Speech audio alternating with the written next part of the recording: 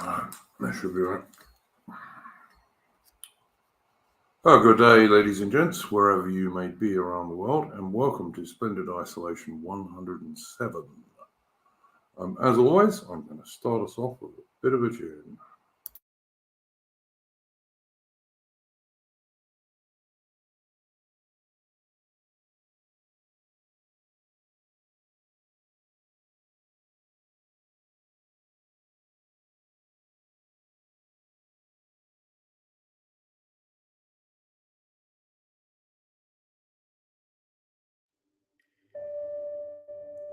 Take up the white man's burden, so the best ye breed. Go bind your sons to exile, to serve your captive steed, to wait in heavy harness on flooded folk and wall. Your new gods, sullen peoples, have devil and have child.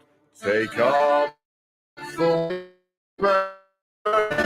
in patience to abide, to veil the threats of terror, and share the show of pride. By open speech and simple, 100 times they claim, to seek another's profit and work another's gain.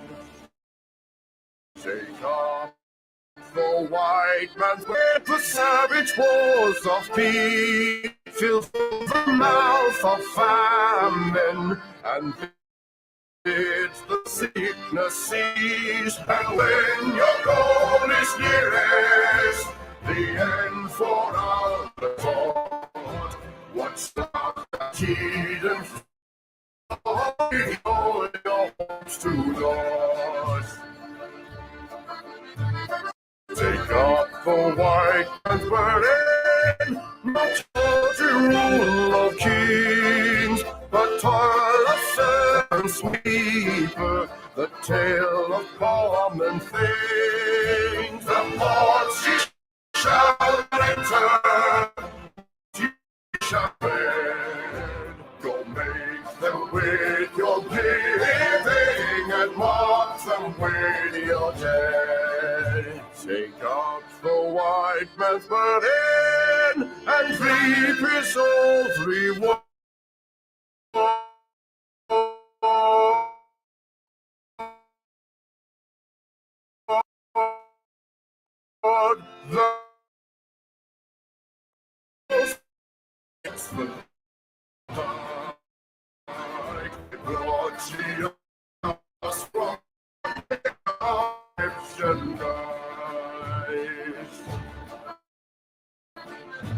Take up the white man's burden, ye dead on freedom, to cloak your weariness. By all ye cry or whisper, by all ye leave or do, the silent, sullen people shall wait. For they have done with childish days.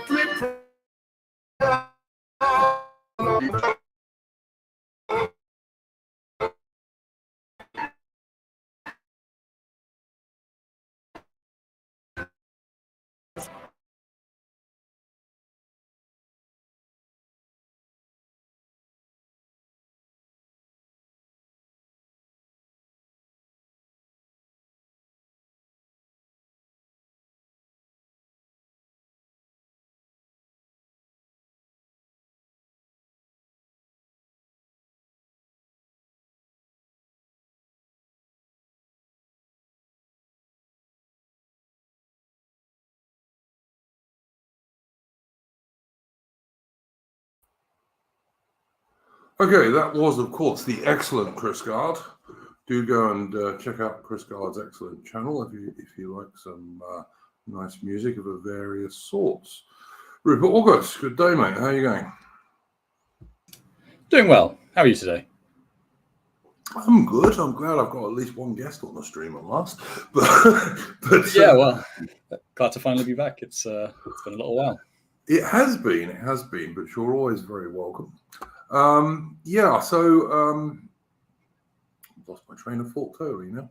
I've had quite an interesting week, both personally and in terms of politics, I suppose. Although not really politics, but I'm trying to decide if I want to carry on with a relationship that I'm in. I've been trying to tell myself it's not a relationship, but it's becoming one, and I don't know if I really want to carry on with it, but at the same time, can't make my mind up at the moment. So personally, I've been trying to decide on that. And you may have seen on the Discord that I've been having various ructions this week about really quite minor stuff. I don't understand why people get so upset about such things, but there we go. No, I must admit I'm not quite as active at keeping an eye or taking part in the Discord as I perhaps ought. But I sometimes feel like not taking part in the Discord myself, and it's my Discord. But it's like you think that if you got together a group of dudes, and they're all dudes apart from Lady Ishalot, who's excellent, of course. You think if you got together a group of dudes who are basically supporting the same sort of thing, you wouldn't have all that much of an issue. But now I get even more aroused with guys on that Discord than I do with any leftist you could think of. It's really strange. Well, I mean, there's probably there's something to say about that. Probably, I mean, although I must say. Okay, two thoughts, I guess. One is that based on the fact that we're all sort of like off the reservation to some degree, we're disagreeable by nature. So that's going to probably cause us to cause more than our fair share of arguments. But then on the other hand, I've been in plenty of organizations that are completely non-political in nature, ostensibly, and all sorts of schisms and petty feuds break out there as well over very minor things. Yeah, I suppose. I mean, I've been in things like I used to be in a conservation society when I was a teenager that was like trying to preserve fishing and wildlife in the disused Surrey docks and stuff like that. And we used to have stupid arguments in that thing. Like, if I think about it, it was true enough. Yeah, exactly. I was in a like within the committee that ran it. Yeah. No, you're right. That is actually it's kind of a British characteristic, I suppose.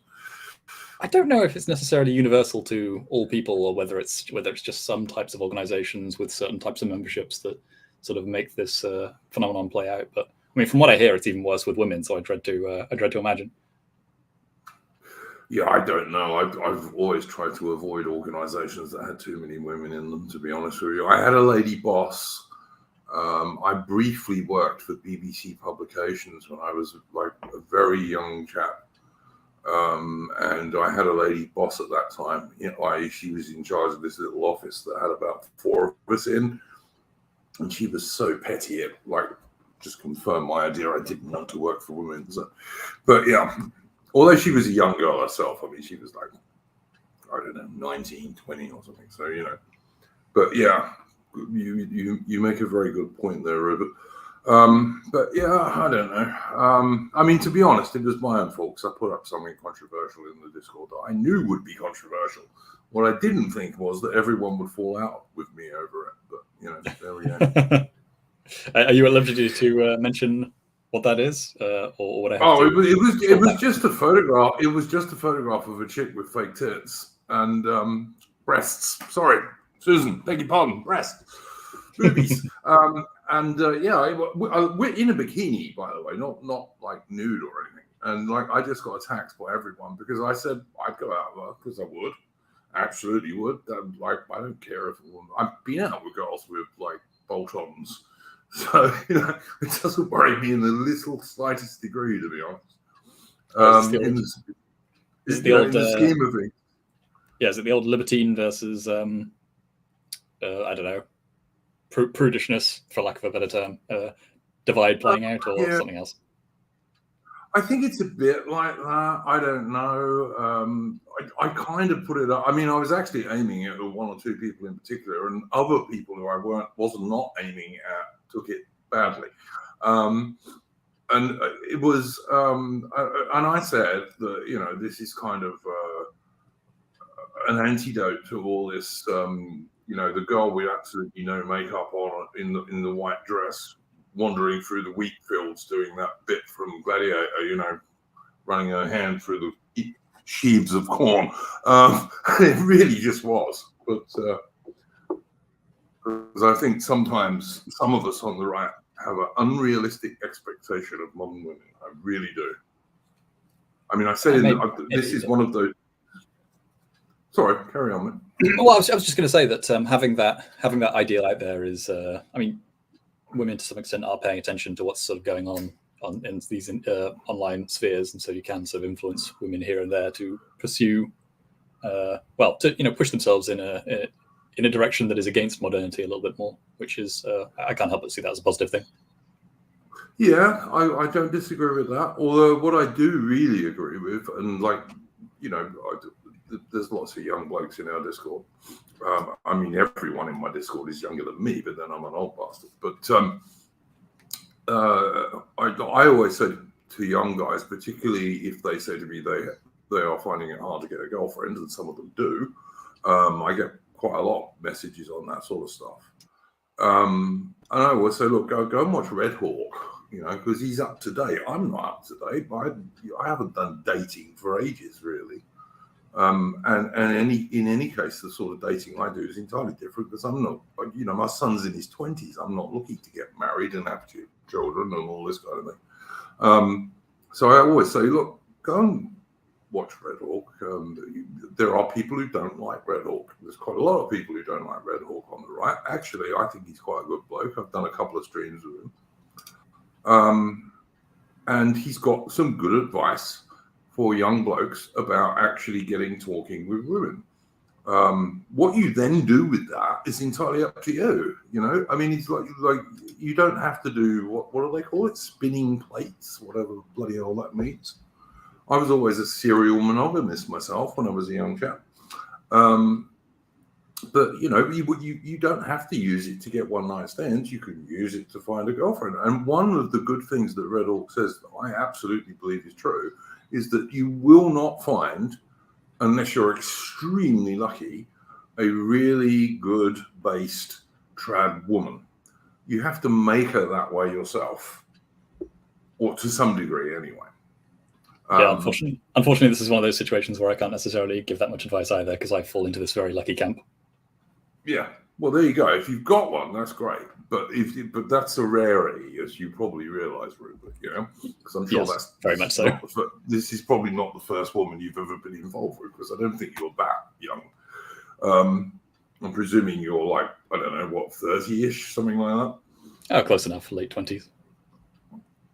Fair enough. So this is not your first rodeo then. So, but yeah, if you find one, great. You know, there are unicorns around, as I just said, like Lady Shot's on my Discord, and she's definitely a unicorn as far as women are concerned. But by and large, you will not find girls like that. You actually have to, I hesitate to say train them, but it's something like that for the most part. You know, you get a basically good girl, and eventually, if she admires you and she looks up to you, you will generally find, because it's not their big deal for most women, that they will fall into line with you in terms of politics and so on, or at least largely.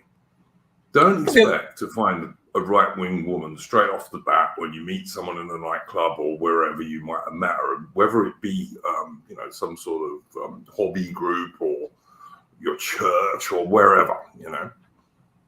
Yeah, I mean, that's another thing though. Some of the advice that I've heard that makes the most sense to me and is probably quite helpful is, imagine where you would likely meet a woman with the characteristics that you'd like her to have.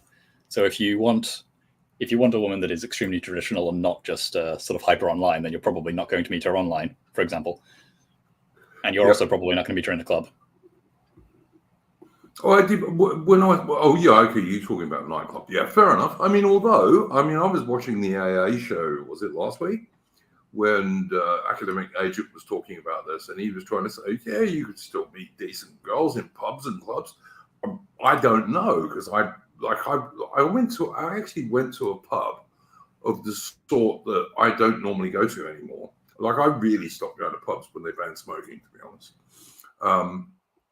And these days, if I do go to one, it's got an outside smoking area that I can sit in, and it's usually because like this woman that I see wants to go there or something like that. And she got me to go to a pub that is not the sort of pub I go to these days, like last week.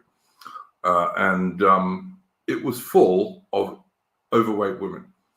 I'm not joking. It was quite busy. It was full of quite young people, certainly younger than me for the most part. But almost all the women there were overweight. There were like maybe 3 or 4 in the whole damn place that weren't. I dare say this is a scourge of the Anglosphere right now, but sorry, go ahead. No, you carry on, Rupert, please. Well, it was just that one little comment I was going to slip in, but yeah, please carry on with the story. Yeah, look, I'm an old bugger, right? I'm 58 at the end of March, okay? And there were maybe 3 girls in that bar who wouldn't have had to pay me. And I'm not joking. It was just very, very strange. And I actually thought, like, after we left, that maybe the woman I'm with took me there on purpose because I think she knows I'm thinking, do I want to carry on with this or not? You know? And I think she took me there on purpose, to be honest. Say, look, see, I ain't so bad. But, you know, because women aren't stupid. I actually like women. I don't expect very much of them these days, but I like them. You know, they can be entertaining and pretty and all this kind of stuff, you know. But I just sometimes can't deal with the crap that is around them these days. But of course, I've got that option because I'm an older bloke. If I was a young bloke, I don't, because, you know, most young blokes want to get married, start a family, have children, all this kind of stuff, certainly in our kind of sphere. Yeah, I do wonder, though, as well, the extent to which even modern women are potentially more traditionally inclined, but need permission to be able to think that way. So, you know, if you just give them a space where you can where they can just say, yeah, no, it's okay to want to be a stay-at-home mother, and it's okay to want to just take pride in your house, and you don't need to worry about, like, I don't know, being a senior solicitor or something, then I imagine at least some portion of women more than you might think would sort of take you up on that. Totally agree. Mitch, how are you going, mate? Oh, doing all right. I got unexpectedly derailed, hence why I'm late. No worries, mate. No worries. I take it that Avatar is a Russian paratrooper story, is it? Yeah, it's that raccoon that the Russian paratroopers took from Hellstone. Oh, okay. I've seen photographs of that. So it's based on a real raccoon. Okay. Yeah. Because I've seen photographs of that raccoon. Yeah. Yeah, it's actually a real raccoon that they've adopted as their mascot after they pulled back from Hellstone. So it's kind of their mascot at this point. You're not telling me those dastardly Russians do things like the British Army and adopt pets, are you? Yeah, I mean, half of Russian Telegram called him Yenot, which is basically Russian word for raccoon, and the other ones are called him Little Novichok. Cool. Yeah, I quite like those shirts. Have you got one of those shirts, Mitch? No, I can't say if I do. Oh, I'm surprised, man. I actually quite like those, and they're really old. You know, like the Russian Navy, even during the Tsarist era, used to wear them. Yeah, it's called Russians call it Telmyashka, which is that's what we call Schwab's shirts. I think like it's only the Vedevet and the sailors, from what I remember. I think the border guards have them as well, but there's lots. Yeah, there's lots. But they started in the Russian Navy and they're like just exactly the same design as they are today. Yeah, and then in like I don't know 1900 or something like that. They're really old. I always thought it was like I don't know, perhaps Tsar Alexander the Liberator or something like that around that time. I Yeah, could be yeah. wrong. Well, turn of the century, that would still be Nicholas II. Yeah, yeah, but it might have been the 1890s, Rupert. I'm not sure, but it was pretty damn old anyway. Yeah. and originally it was the Navy, and then of course they became quite famous in World War II because the Russian airborne and Marines wore them, I believe, in World War II. Because the Russian Marines in World War II pretty much wore naval uniform for the most part. Yeah, I think they call them naval infantry, and Yeah. very many had a good reputation because of the Crimean theatre in World War II, and nowadays you find the naval infantry like in Ukraine these days fighting in SMO. Yep. Yeah, I hear they're still doing quite well though, which I find a little bit surprising. You'd think that naval infantry would be not necessarily as well equipped as regular army units, but seems to be going okay. Yeah, from my not really, Rupert. If you Rupert, look at the Royal Marines and the U.S. Marine Corps. I mean, they're kind of elite soldiers if you think about it.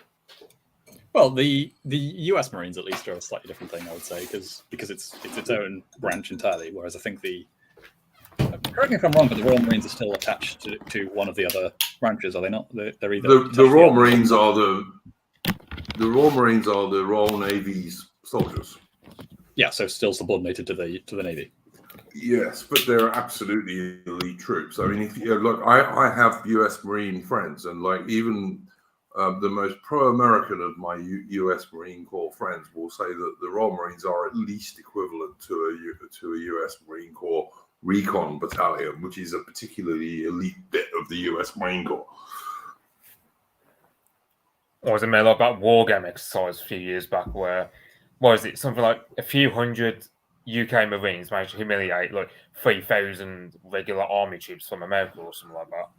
Yeah, I didn't give that a great deal of credit because I think to some degree that was a Ministry of Defense propaganda story, but that's just me, mate.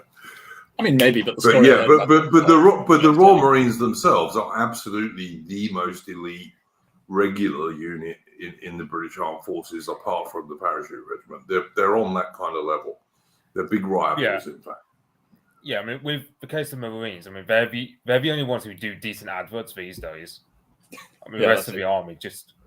I mean, the Royal Marines, I mean, I can remember that one where there's a spider crawling over the guy's face, and that just screamed a sense of, oh yeah, these guys are actually competent, as opposed to the army advert where it's like scraping the barrel mold with like getting computer nerds or whatever they said. Trying to get they're trying to get women and all these sorts of people who just don't belong in the armed forces, certainly not in frontline roles. But I mean, especially the RAF. I've spoken about this. Yeah. The RAF keeps making excuses. In fact, in the last couple of days, I think they doubled down on trying to improve I think they were putting a complete moratorium or something on hiring white men because they were trying to improve the diversity of the RAF. Look, the armed forces are there to kill people, basically. If your country is in danger, they have to go and kill people and get killed themselves. This is not something that diversity has anything to do with, in my opinion.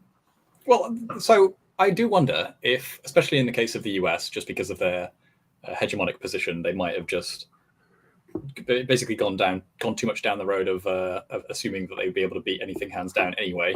So they don't really need to worry too much about slipping standards here and there, so they can just use it as a giant like jobs program. Basically, I know in some places of the administrative side, this is definitely true in the US. So on the back end, not the guys boots on the ground guys, but just the extent to which they've sort of committed to this idea of improving the diversity and almost willingly or willfully running down their own combat effectiveness. I mean, I wonder if that's going to turn around now that they've actually been presented with a proper threat and they've seen the value of, hard men and with the hard men with the right tools in the right place, and what that does in Ukraine. Well, you deployed guys, but Well, look, you've given us a segue into our next topic, I guess. But before we get there, I've just got to say, look, I've got American friends. I like, for example, Don the Pleb, who used to be a pretty well-known YouTuber. These days, he's mainly on Rumble and what have you, because YouTube. But Don the Pleb's an ex-US Marine Corps combat veteran in the US Marine Corps Artillery, I think. I know. And he's got some US military mates who I've also streamed with at least once, some of them. And they're all really good blokes. So, like, all I would say is this, is like, as you said yourself, Rupert, it's not the boots on the ground dudes, it's the very senior officers. And exactly the same thing's happening to the British Army and the British Armed Forces. And exactly the same thing is also happening to the Australian Defence Force. All of the same viruses are coming into those organizations. And the trouble is, because militaries are hierarchies, if you infect the very senior ranks, you gradually infect the lower ones. And that is the real problem. Well, that's the thing. I think it's filtering as well. It's not just that it's not affecting the boots on the ground guys. It's just that those are some of the last to be affected, because those are the guys who you can least afford to cut corners on. It doesn't matter necessarily if somebody's filing papers a little less effectively, but if somebody's not able to hit what they're aiming at, then that's a much more of an immediate problem. Or if they are panicking under fire, or any number of other things. But I'm thinking about the political element as well, though, because as I recall, maybe I'd have to go and double check this quickly whilst we're moving on to something else. I'm just sitting in the background, but I think didn't Germany recently disband their special forces basically because they were worried that it was a political threat? Could believe it, man. I could totally believe it. But I mean, Germany at this stage, how can I put this that won't get me in trouble? I mean, if you don't think Biden and the US, well, not Biden, because obviously Biden is a figurehead because he's so senile, it's ridiculous. But whoever actually controls the USA these days, totally cucked Germany over the last year. From blowing up Nord Stream, whether or not the Brits help them do it, which I think is quite likely, it doesn't make any difference. Germany's just been totally cut. And the most recent one is Germany had no intention of sending Leopard 2 main battle tanks to Ukraine, but they've been forced to by the Americans. Yeah, in the case of those Leopard 2s, they had... Oh, sorry. No, carry on, Mitch. I was going to say, they were very reluctant to send them, as well as let lots of Poland send them, because the Americans had pretty much also said, okay, any country that sends all their German tanks over to Ukraine, those tanks are going to get replaced by American tanks. So it's not just like, so they're going to cook Germany even further by undercutting every market they've got for their military goods outside of Germany as well. So it's like, that what is it? The Morgenthau plan, I think it's called, where they try to deindustrialize Germany. I feel like that's just what the plan of the Americans is now. Is that they're trying to punish the Germans and the French for daring to deviate from Washington the past 20 years over Russia by deindustrializing the Germans. Because what I'm hearing lately is that a lot of European industry, they're all moving over to America. So it's going to reach a position where the peripheries of the American empire are suffering while the interior gets enriched. And perhaps that might embitter the more peripheral vassals. But then again, how cooked Germans are the past 75 years, I don't hold it much hope. No. Well, the other issue is that if this goes any further in terms of Russia does actually, and well, essentially if Russia and NATO do go into a hot war scenario, then if all of the allies have been already hollowed out, especially in the immediate future, I think a lot of the various European armies aren't even scheduled to recover until like 2030 or around that kind of time, possibly even further. So if that's the case, then really Europe isn't even going to be able to be a speed bump anymore because there's nothing in their way. I mean, I think it was either today or yesterday we just gave away all of artillery, all of our working artillery, I believe, to Ukraine. Yeah, it was like 30 what was AS-90s. Yeah, that was it. Then you got Denmark giving away 150. Yep, the 155 millimeter self-propelled guns. The Brits have given away virtually all of the ones they had. Denmark, as you were about to say there, Mitch, same thing. They have no artillery anymore. Yeah, and I've heard what artillery we've got left. And it can't be replaced. It can't be replaced because the production lines that were making that stuff were closed down years ago. Yeah. The hope is that they're going to be replaced by some new system, but I mean, it means that apart from anything else in the meantime, what are the artillery crews going to train with? And if we do get in, well, look, I tell you what, I don't care if we get in a hot war with Russia, because if we get into a hot war with Russia, it is going to turn into a nuclear war, and most of us are going to die. Simple as that. Just will happen. I mean, if anyone thinks that, like, what do people think? Do they think, all right, on the one hand, if Ukraine is crushed, which I think is the most likely thing that's going to happen, and NATO has actually got troops in there, we won't use nuclear weapons? And do people think if we use nuclear weapons, the Russians won't use them back?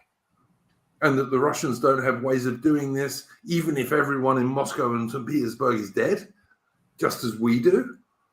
It's absolute insanity.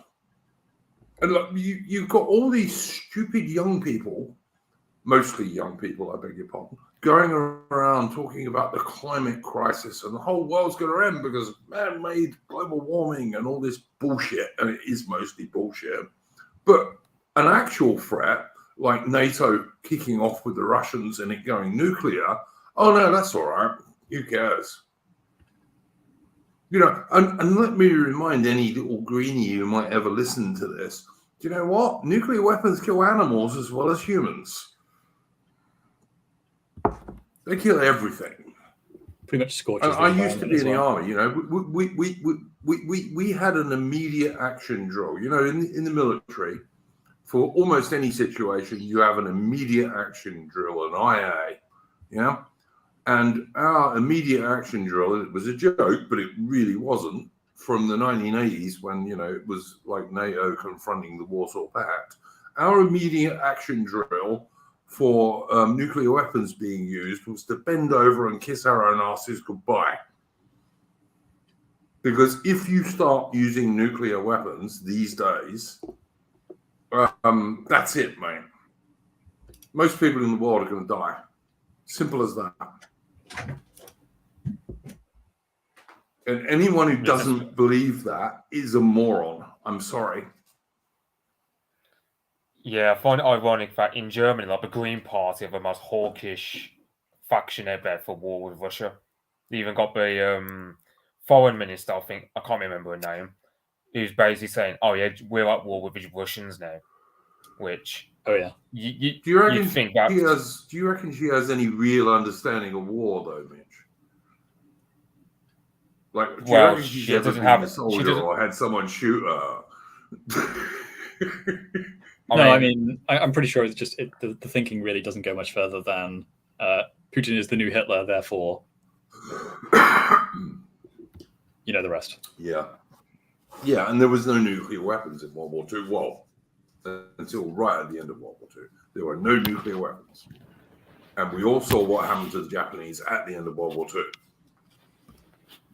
Incidentally, though, quickly on the and there were going to be three. You know, the Americans were quite prepared to destroy another city with another one if the Japanese hadn't surrendered. But that was about all they had at that time. Yeah. So I don't know. I just think. Sorry, mate. Carry on. Beg your pardon. I was just because I did quickly look into the German special forces story, and apparently they did narrowly escape being completely disbanded. but their second company, this is the KSK, were disbanded basically because they were considered to be too closely tied to the far right. Or well, it's deemed a far right scandal. I really don't know how much actual weight there is behind some of those accusations. So they were to the right of Chairman Mao, probably, but yeah, all right. Yeah, I don't know. I thought most of those dudes in Germany were like cops rather than soldiers anyway, weren't they? I think they mostly do counter-terrorism, but apparently this isn't the first time it's affected them. There was another scandal of a similar sort in 2003. Yeah, I mean, well, you do tend to get quite a lot of base guys in your military. Like in the West, the most base military tends to be the special forces, although not really these days. I mean, when you look at what the SAS and what have you and the American Delta Force and all that get used for these days, not so cool. Well, Mitch might know about this, by the way. I know that the Americans are about to call the Wagner group, who are what's the right term? Let me think. They're independent military. PMC.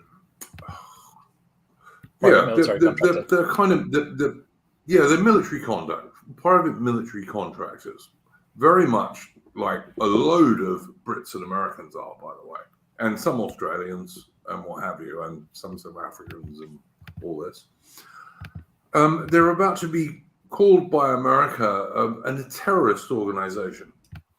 But you can go and watch a major film called 13 Hours, which is about Libya. You know, when the lovely Hillary Clinton said we saw he died, you know, when they were sticking bayonets up the arsehole of poor old Gaddafi, which you could watch on film. Great stuff. Not great stuff, by the way. Lord Salisbury saying in the chat, 13 Hours is a great movie. Yeah, it is a pretty good movie, but the blokes in that movie are private military contractors of exactly the same sort as the Wagner group in Russia, which we're now apparently, or the Americans are thinking, turning around and saying, oh, we're going to call them terrorists, which they are not in any way, shape or form. Or alternatively, the French Foreign Legion. They're the same. They're not technically part of the French army, I don't believe. They're an administratively distinct entity. Well, they are part of the French army, but yeah, but I mean, all of the Gurkhas in Britain, for example, the Gurkha rifles in Britain, they're mercenaries, if you like. Are we saying we want to get rid of them? Because I certainly don't. Are we saying they're terrorists? I certainly don't think they are. But actually, but as I said, there are loads of American and British and Australian and some South African guys who are private military contractors. They're nearly always ex-military blokes who have then signed on for a better salary to go and do something privately. And we like them. When I say we, in inverted commas, I'm talking about the West. Because, you know, it's not your own army. So they can do stuff that your own army can't do. And the Wagner group in Russia are no different to that, really. I bet you any money you like, eventually we will find out that in Ukraine today, there are loads of American, British, Australian, etc., private military contractors.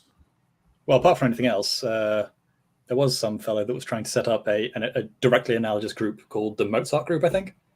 I think that sort of fell on its face a little bit.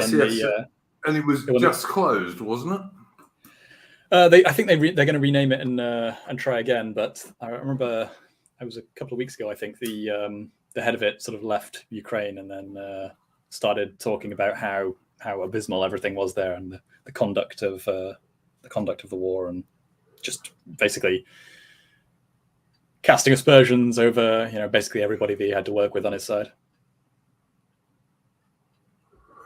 All right, I've got to welcome, because this is a dude who I've wanted on my stream for a very long time, Nathan CJ Hood.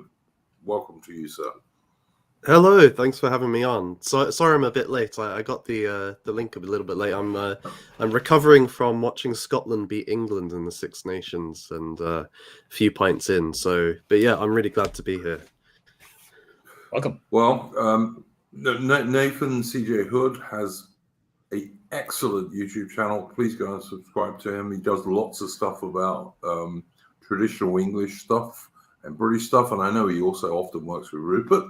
So Rupert August is another guy who does a lot of stuff on Nathan's channel. I've been an admirer of his channel for ages, so I'm really glad he's actually joined the stream. Oh, likewise. Greetings to Lady of Shalott in the chat. Lady of Shalott, if you want to come on the stream, let me know and I'll just give you a link. Anytime, by the way. I'll just talk about this before we widen out the conversation a little bit. The last independent thinker, and he's talking about the Wagner group here, saying they are using drugged up criminals from the prison system. Look, Mitch knows much more about this than I do, but I know that yes, there are criminals in the Russian prison system who are allowed to join the Wagner group, and if they survive, they are pardoned. And they don't take like people like murderers or rapists or anybody like that. They're lower ranking criminals than that. It's a way for a guy to redeem himself, if you like. But most of the Wagner group are not like that at all. These guys are used as absolutely the first rank assault who are most liable to get killed. You know, modern warfare is very deadly, in case anyone doesn't know. And I did it myself for about 10 years, although on a much lower level than what's going on in Ukraine. But yeah, Mitch, you know more about this than I do. What would you say about the Wagner group? And yeah, I know they do use criminals, but that's not most of the Wagner group, who are basically Russian special forces who are sometimes actually serving in the Russian special forces, like, you know, Spetsnaz and all this kind of stuff, and sometimes are not, much the same as a lot of private military contractors on the Western side. Yeah, I mean, Wagner PMC, they have two MOs. They either go into prisons and recruit, which, I mean, I'm pretty sure the American system recruits in their criminal justice system, they'll go to potential prisoners and they'll go, okay, well, you can go to prison or join the army. So the Americans also do the same. And secondly, yeah, but Wagner PMC will also recruit, let's say you're a WWIII guy. You are, let's say, 35. So, you know, time's catching up on you. You might not be as fit as you were when you're 20 years old, for example, for a power drop-in, but you're fit enough to still perform the same role as infantry. You'll join Wagner PMC. And the thing about Wagner PMC is half the guys there, if not most of them, are volunteers, even though the wages and work conditions of Wagner are not as good as what you get in the Russian army, whether you're like a mobilized. Yeah, I heard the wages were actually slightly better. I heard from Russians with attitude that the wages aren't as good in Wagner as they are in. In Wagner, you get more military hardware. Like you get, for example, infrared tracking, and you get very high-end tech because Prigozhin has a lot of connections. So, for example, you also guaranteed body armor. So you get a lot more military hardware. You're better equipped compared to a mobilized fella, say from Novosibirsk, for example. But the pay isn't as good, which means that the guys who are in Wagner are very motivated. But they're not doing it for money. They're doing it for other purposes, not to do with personal gain as much. Mitch. I've just got to say this, man. That doesn't make any sense to me because, like, the private military contractors that the West uses are better paid. That's the whole point. I've heard from Russians with attitude that you get a lot of guys who are coming from the prisons. I mean, not as well paid as. Oh, okay. Hang on, wait a minute. I'm not talking because, like, I understand that the Wagner group has this two-tier system. they have these assault dudes who are sometimes from prisons and that kind of stuff. But like the vast majority of them are not from prisons. They're guys who have previously served in things like the Spetsnaz or the Paras and this kind of stuff, who have then gone on and joined Wagner. So to me, it wouldn't make any sense if they weren't better paid when they did that. But I mean, I could be totally wrong. I just what I'm thinking. Well, so my understanding as well is that, as Mitch was saying, that, but to add a little bit more detail, basically there's less nonsense around chain of command and trying to do things officially in the way that the Russian military would usually do them. So in Wagner, you've got a much better chance of having what you need to go into battle firstly, and then especially to protect you and keep you alive. But also, if you need anything else, if you need any other support while you're in combat, like if you need artillery support, or if you need help from a drone or something to spot what's going on ahead of you, then you will get that much quicker and much more reliably than you would get it from the Russian army. Yeah, that's pretty much it. Because the Russian army, its bureaucracy can be quite slow to operate. Like you can be guaranteed, let's say, I don't know, Ratnik body armor, but it takes far more time in the Russian army as opposed to Wagner, where because Prigozhin is a very no-nonsense, he has a lot of connections, he's very well connected to Putin and the Kremlin. He has no problems getting anything at quick notice for his troops. So that's why, for example, a lot of military guys are glad to serve in Wagner, because they're able to do their job but at a much quicker pace with more equipment, more modern high-end equipment that would put Wagner as well equipped to say Western special forces that you get in like Syria or in Afghanistan or Iraq or whatever. So, like that, you have that Soldier X guy with Willie OAM, I think that's his channel name, and he's pretty much saying, "Oh yeah, like Wagner are like the best equipped guys on the planet who could compete with Western spec ops on a battlefield and give quite a good account for themselves, if not win." But there is the other, as you've just highlighted in this comment, there does seem to be, and I don't think this has been confirmed, but there does seem to be this other tier where some of the convicts that they recruited do seem to have basically just been used as, in one particular instance, they were used to clear a minefield, it seems. Just, look, I'm sure that if they catch a mine, then... Rupert, I don't know if this is true. Mitch may know a bit more, but I am quite sure. I think it's quite likely that some of these dudes that they have recruited from prisons, with the reward of like getting rid of their prison sentence, some of those guys might, to some degree, be used as cannon fodder. I mean, let's remember, as military theorist says here, on the Eastern Front in World War II, it was very common for both the Soviets and the Germans to use penal units, who were basically cannon fodder. Both sides did that.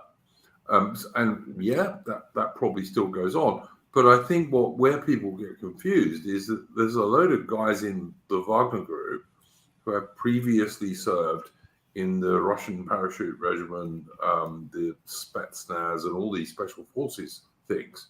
Those guys are certainly not cannon fodder. Yeah, definitely. That's why I'm emphasizing this two-tier sort of situation. Whereas if you hear anything from like more pro-Ukrainian sources, then they'll portray Wagner as entirely the latter camp and not the former at all. Or at least if they are mentioning that they're including special forces tier guys, then they're acting as though those are being treated in the same way, to basically just clear mines with their feet. Which you can't do. You just can't do that. Those dudes are too well trained and too valuable. You just can't do that. They might sometimes, like one of the things special forces will sometimes do is they'll sometimes do something which is totally daring that no normal military unit would do. But that's not the same thing as saying, oh no, you've got to go and do that, Incidentally, from somewhere I've heard that this is one explanation as to why why Wagner has been in the news so much recently, basically, and why they've been doing so many things simultaneously, is basically just because a lot of the first wave of prison recruits that they had, their terms are sort of coming to a close because they were signing up for 6 months, and about 6 months ago was when they were first. If they survived. Exactly. Yes. So Wagner are trying to get the most out of them, assuming that not too many of those guys are going to want to re-enroll. So for now, they've got the manpower, and they've had enough time to train them up and whatever. So they're just trying to get the most out of them and hit as many targets as possible. Basically. Look, I look at the pro-Western maps about the war in Ukraine, and Bakhmut is almost surrounded as far as I can see now. Yeah. Actually, just there's a comment by Vulture that's pretty much hits the nail on the head, I think, as to why someone would actually want to be there. Is this the one you're talking about? Yeah, exactly Rupert? That one. Yeah. Okay. Hang on, it's not showing up for whatever reason.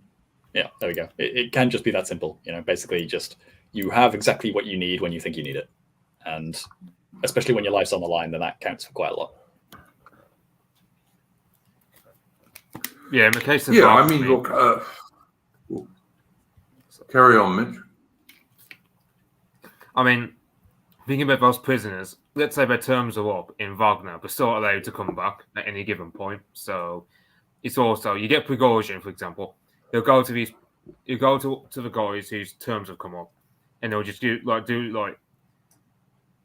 you get films where there's those cliche motivating speeches. He'll do those in front of those men to say, okay, well, look, if you want to come back, and because that's the thing with soldiering, I can imagine it's not something that just goes away. I can imagine a lot of those guys will come back because they got too used to the military lifestyle.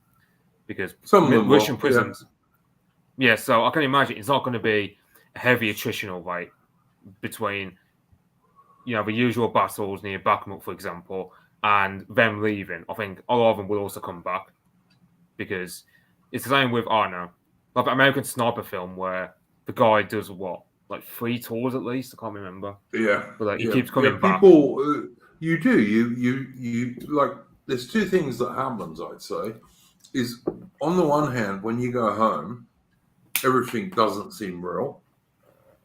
When you go back to civilian life and people are going around supermarkets and all this shit, you just think, what is this shit? Because it's not what you've been doing. And don't get me wrong, I've never done anything even close to what's going on in Ukraine. I did get moderately badly wounded by a RPG-7 shrapnel round, but that was just because I didn't duck quickly enough from Swapo in Southwest Africa. But you go home and nothing is real to you. You go home and it's like, well, what are these fucking idiots doing? It's like, this isn't real life. So you go back to your mates. And I'm quite sure you're right, Mitch. That will happen with some of these people. I just think the West is absolutely determined to fight to the very last Ukrainian. That's what I think. I mean, then again, I've also seen lots of neocons and all the usual suspects who cheered on Ukraine last year. And they're all saying, okay, well, we've got to worry about the Chinese now. And especially with this bloody Chinese balloon that only just got blown up. Yeah, it's like America's just... Yeah, we'll talk about that in a minute, mate. Yeah. We'll talk about that in a minute, mate. Yeah, I won't put it past the Americans, but that by the end of the year, they're going to do another Vietnam where they outsource everything to the Ukrainians. They give them the equipment. Well, to be fair, that's what they're doing right now, is just giving them equipment. The Ukrainians they have a few weeks training at best, and then send them out into the front lines where 3 Ukrainians or 4 Ukrainians die for every Russian that dies. And that's a generous ratio, given what I've heard. Well, then again, everyone's been talking about a new major offensive from the border somewhere, probably from the north, and so that might sort of end things rather quickly, because it doesn't necessarily matter how much equipment you throw at them if they don't have fielded soldiers or any kind of barrier to put in the way. Yeah, the thing about Ukrainian side is I've heard they've pretty much got no strategic reserve because the Russians attacked this place because Ugledar in like southern Asia, Donbass. So the Ukrainians they didn't have any reserves. They've had to pull troops from another active area of the front to reinforce another active area of the front. So it's a situation where we've got no reserves. So in the event that some big Russian offensive, like with loads of big arrows, like high four mode, just hit, Ukrainians would be up shit creek without a paddle, so to speak. We won't really have much to plug the gaps with if the Russians achieve a breakthrough. And unlike last year, where the Russians didn't have enough men, this time we've got them mobilized to deal with. So, yeah, they've got more reserve to exploit any breakthroughs they've got, because the Russians, like that Soldier X fella said on Willie's channel, the Russians have been learning from their mistakes. So it's not going to be like last year where where if the Russians achieve a breakthrough, they just do have a few days of momentum and then just squander it.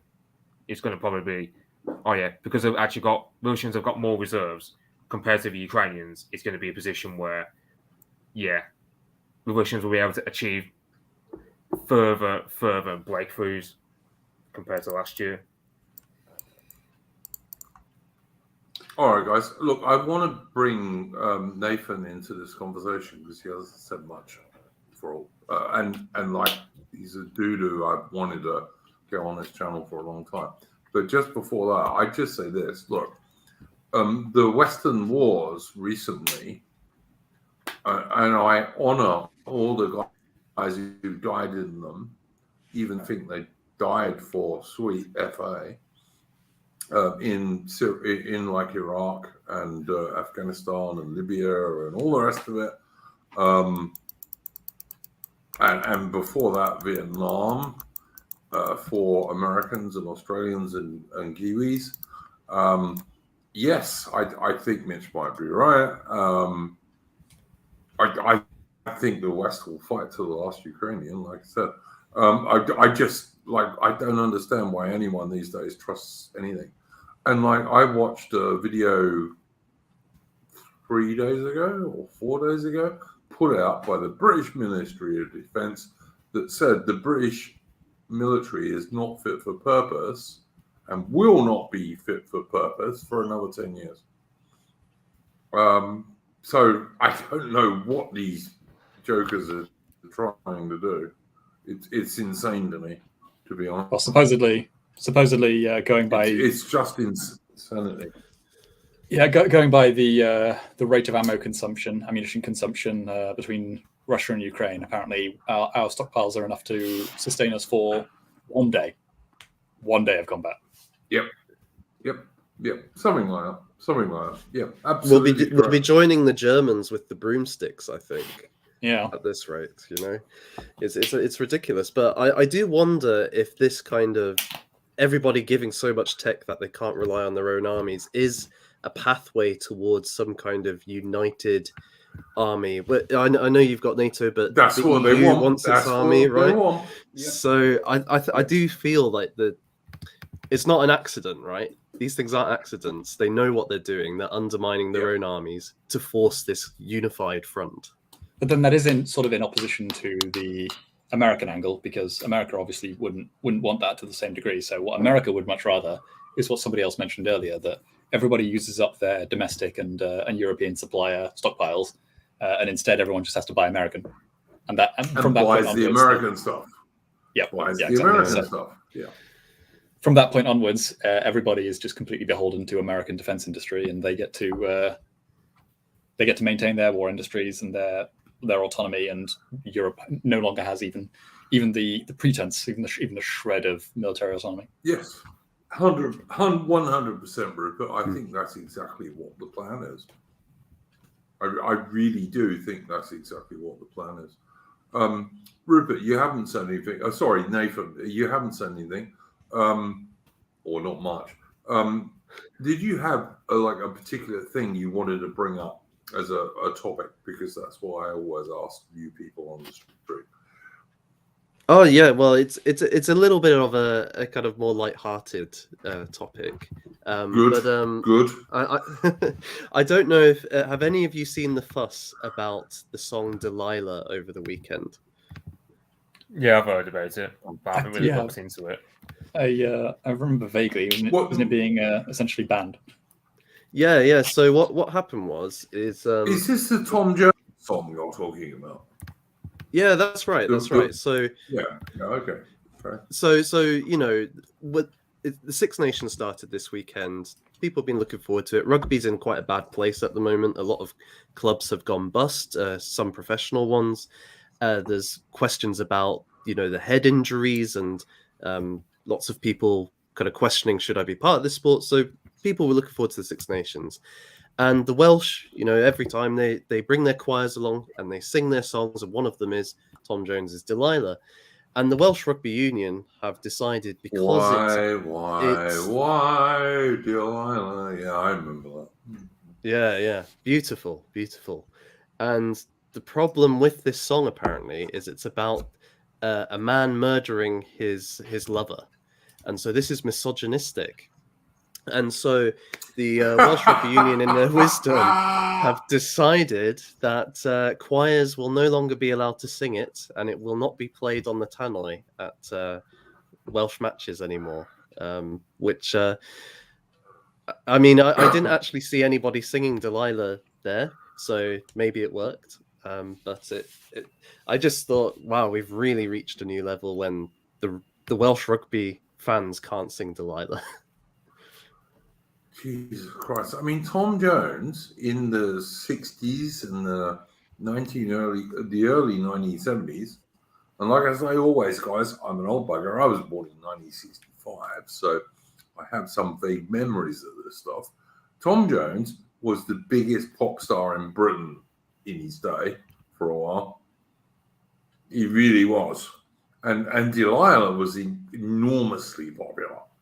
And yeah, it is. It's about a bloke who gets betrayed by his woman, and but he doesn't actually do anything to her. He just says he will. So it's a nonsense anyway.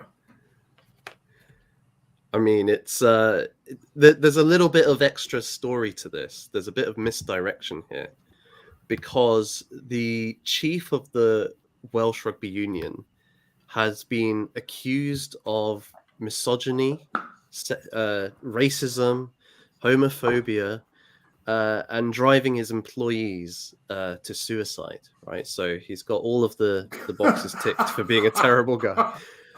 So he was forced out, and so they're trying to clean up their act. And what better way to start, with this organization than get everybody angry about this, so they're not focused on the organization itself. I've heard the misdirection angle, yeah. Oh, But also at the meta level, I've heard the point made basically that just going from minor culture wars issue to minor culture wars issue just sort of stops you from being able to focus on bigger picture issues and address sort of higher level things. Instead, you're just trying to sort of preserve or reverse decisions that are ultimately of not all that much consequence. Yeah. But even at the micro level in rugby, that's probably still going to apply.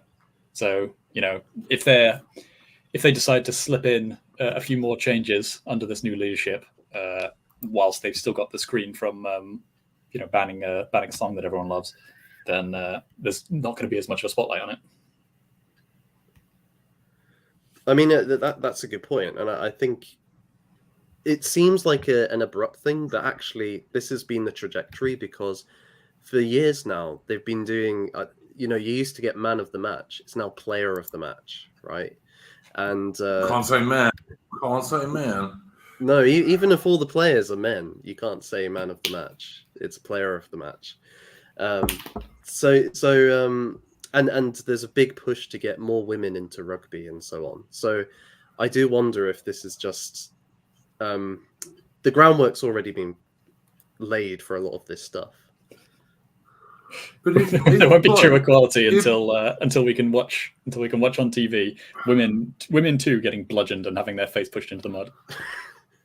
Yeah, I was just going to say if men's skulls are not strong enough and men's skulls are generally thicker than women's skulls to, like, cope with rugby. How the flipping hell are women going to? Although I did used to watch that American football channels, where the girls were all wearing lingerie. I used to watch that. I thought that was kind of cute, really. So with all the women playing bikinis, that's how the sport's going to survive. Yeah, absolutely. I'll watch women playing in bikinis, but they don't belong in the men's sport because the men's sport's serious and theirs is because they're playing in bikinis. That's what it is. Yeah, I think you're right. It's just it's insane. It's insanity. I don't know, man. Look, my son's name was put down for Henley Rugby Club, and like anyone who knows anything about rugby union will know that Henley Rugby Club is actually quite a serious unit. And I put his name down when he was like 4, because that's what because I lived near there at the time, and that's what you do. It's insane. But I mean, you know what? Some of our younger chaps who really don't like women looking too sexy, and there are some on the dissident right who don't. They really won't support that either. They won't like that American football where the chicks wore bikinis. They won't. It's like, so you lose on both sides if you're on the right. If you say, well, I'm a traditional bloke and I like chicks in bikinis, but so you lose that way. But if you then turn around and say, oh no, I don't want women getting into these men's sports because it's not suitable for them, and then you lose that way on the left. So you lose both ways if you're on the right. If you guys see what I'm talking about here. Do you mean like the kind of Nick Fuentes types who are no contact with women, stay away from them? Yeah, and because he's gay. He's gay. He likes catboys. I'm sorry, Nick Fuentes is gay. I beg your pardon, he is. Well, there was that photo of him with like on a date with a woman. There's photographs. There are many photographs of him on a date with a catboy and buying clothes. I mean, have you ever gone around with a mate and bought clothes? I mean, come on, give me a break, boys. It's just, I don't know. And Fuentes got involved with Milo. Like, who on the right would really get involved with Milo? With like any brain whatsoever, unless they knew exactly what was going to happen.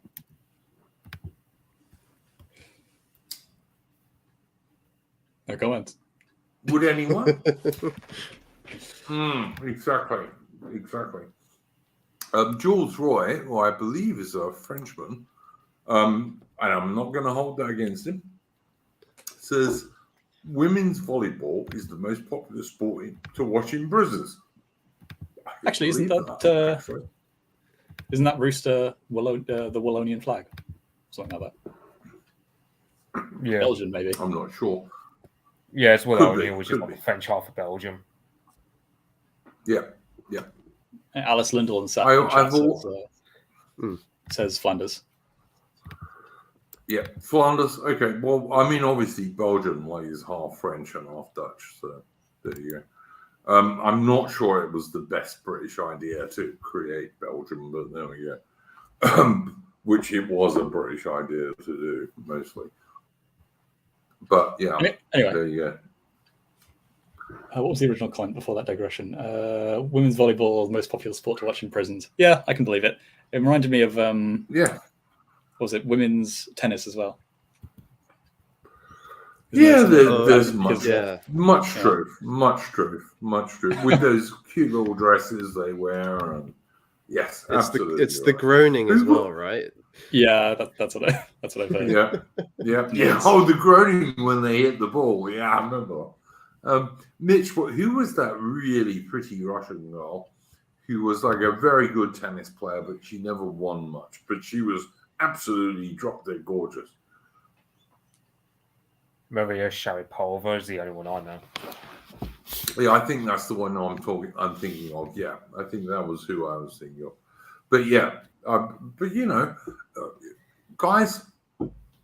Yeah, Sharapova, as patriotic Brit says. Yes, I'm sure that's correct. You know, blokes like cute chicks. Although Lady of Shalott comes up with another one who is also lovely. Yep, I agree. But, you know, blokes like sport for the reasons we like sport. We like blokes like really going at each other and seeing who's the toughest and you know, the most skilled. And we like women because they're cute, not for who's the toughest and most skilled. And that's just what blokes are like. And apparently you're not allowed to say that anymore, which is ridiculous, to be honest. There's a great attack ridiculous. upon masculine sexual desire and romantic desire, right? In our culture, it's seen as, you know, there's these videos going around of women in the gym in very you know, sexy clothing, complaining when, you know, a guy's working on the machine and he looks across at her because she's like right in his face doing various things, and then it's his fault for staring or coming across like wanting to chat with her. But they know what they're doing. They know they're trying to draw out this this reaction, and then it's being punished at the same time. It's a catch-22 again. Well, I dare say there's just 100%. Yeah. A general assault on all things normal and healthy, really. Because I was going to make a point about aesthetics and there being a general attack against things that are beautiful, that are quite obviously beautiful, especially in art, and that's been going on a whole lot longer. But yeah, you can take it in many different directions, many different extrapolations from that, because there's been attacks on both friendship and romantic engagements at some level. Yeah, beauty, like I said, you know, like normal interactions, like you said. Yeah, many different things come into the purview. As far as I know, it's a Western tradition that there are women who are absolutely drop dead beautiful, and they're kind of like, they're kind of like great paintings or great songs. They're almost art because they're so beautiful. Indeed, there was a thing in the ancient world where, like, someone could be so beautiful that they were art, you know? And that's a traditional male view. I mean, there are some women in the world, not many, but there are some, who are so drop dead beautiful, they are almost like a work of art, you know? Doesn't mean you would want them as your girlfriend or your wife, but they are, to look at, absolutely beautiful.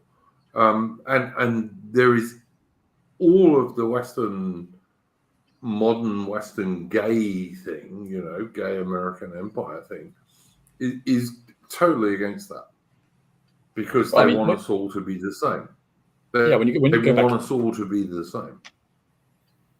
When you go back into the ancient world, things get even more interesting when it comes to beauty, because it also had a connotation of divinity and like transcendence as well. So I remember there was one particularly famous case where I think some charges were being brought in court against a woman, and she was considered so beautiful that the man that was trying to defend her in court, I think he stripped her off, basically. You know, stripped her completely naked in front of.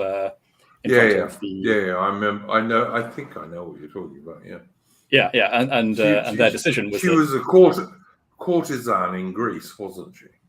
I'm sure. I'm not actually certain what her position was, but I remember that essentially the conclusion was that she was so beautiful that she must have been you know, essentially blessed by the gods, so they couldn't, in good conscience, use the law against her or, you know, judge against her, because that would be a transgression against the gods. Yeah. She was. She was a courtesan. I can't remember her name now. But she was a courtesan in Greece. There's a pretty famous, I think, French painting about this stuff. And she was being, and you're entirely correct, Rupert. She was being charged with, whatever. And this dude strips her off in the court, and she is so beautiful that all the judges turn around and say, "Yeah, you're all right, mate. You're right." And to me, that is kind of the essence of women. It doesn't matter sometimes how bad they are in terms of everything else. They're so beautiful to look upon that we give them a pass, which is basically what that story was. Well, I take it to be that it's not just talking about women per se, but it's talking about almost like beauty itself. That it entails a certain proximity towards divinity and truth and transcendence, perhaps. Yeah, well, you see that with the ideas of ancient ideas of architecture and proportionality and symmetry being the essence of beauty in the human being and in the material world.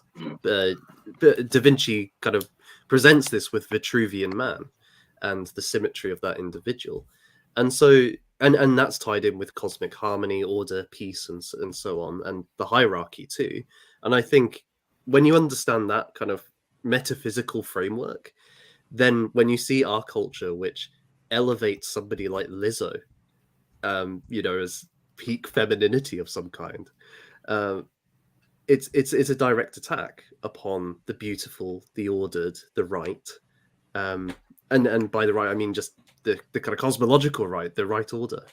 And I do wonder if this vector of attacking beautiful women is also tied into the fact that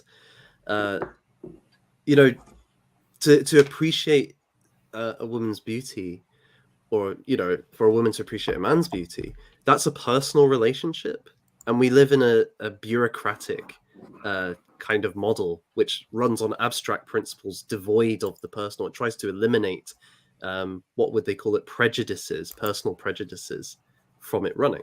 So I do wonder if that's also part of this, that if you have a beautiful woman, that's a personal relation that you're engaged in. But if everybody's just the same, if Lizzo can be just as beautiful as Julia Roberts or whatever, well, then you've eliminated that kind of aspect. Well, couched in what you just said, there's also the element of hierarchy as well. So if something is particularly beautiful, then other things are less beautiful. Therefore, you create an implicit hierarchy of beauty. So if everything must be equal, then you kind of need to tear down certain concepts of excellence, beauty being among them. Absolutely. Totally agree. Mitch, what? Look, I know you're a big fan of Russian girls, for example, and many Russian girls are very beautiful. I must say. What do you think? I suppose. Yeah, but it just seems to me that Russia, I'm not saying it's perfect by any means whatsoever, but it seems to be a lot more traditional in terms of like men and women. Yeah, because so you get, I can't remember, United Russia, I think the party's called, like they're very sort of social conservative. Like Putin, for example, he wants to raise the birth rate, so he'll keep society as conservative as it needs to be. For example, he'll encourage women to have babies. He'll tell men act masculine, etc. As well as in Russia, also there's like a general culture against plastic surgery. I mean, you would still get women who do it because they follow the West too much. But those are the very westernized thoughts that you get in Moscow and St. Petersburg. But if you go to like a smaller city, yeah, women generally tend to look better because they don't go for plastic surgeries as much. On top of that, there's a statement, Mitch. I got in trouble about plastic surgeons this week on my own Discord. But yeah, I don't care, but like I just think chicks are supposed to look cute. I just think that, which I think is a pretty traditional male view, to be honest. Yeah, I mean, oddly enough, I don't think men want to stick their dick into something that looks like a sex doll from Singapore or something. So there's Well, that. I might, but that's just me. I mean, I'm a total degenerate, bear in mind. But yeah, I think men want to stick their dick, if you're going to put it that coarsely, into something that is cute and feminine. I'm sorry, that's what it's about. I find the whole LGBTQ thing to be insanity. Yeah, I mean, it's You what? know?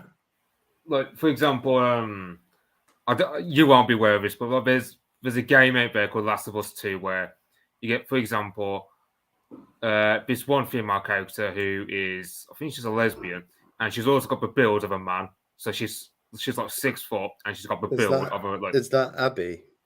Right? Yeah. I think that's her name. Yeah. Yeah. Does she beat up and kill men? Yeah. Like very unrealistic portrayal. Yeah, That's just yeah. that is pretty much what the Western culture at this point tries to. It's either they want some sort of like ungodly short-haired lesbian who complains all the time, or some strong uber masculine female who shows the men in their place or whatever.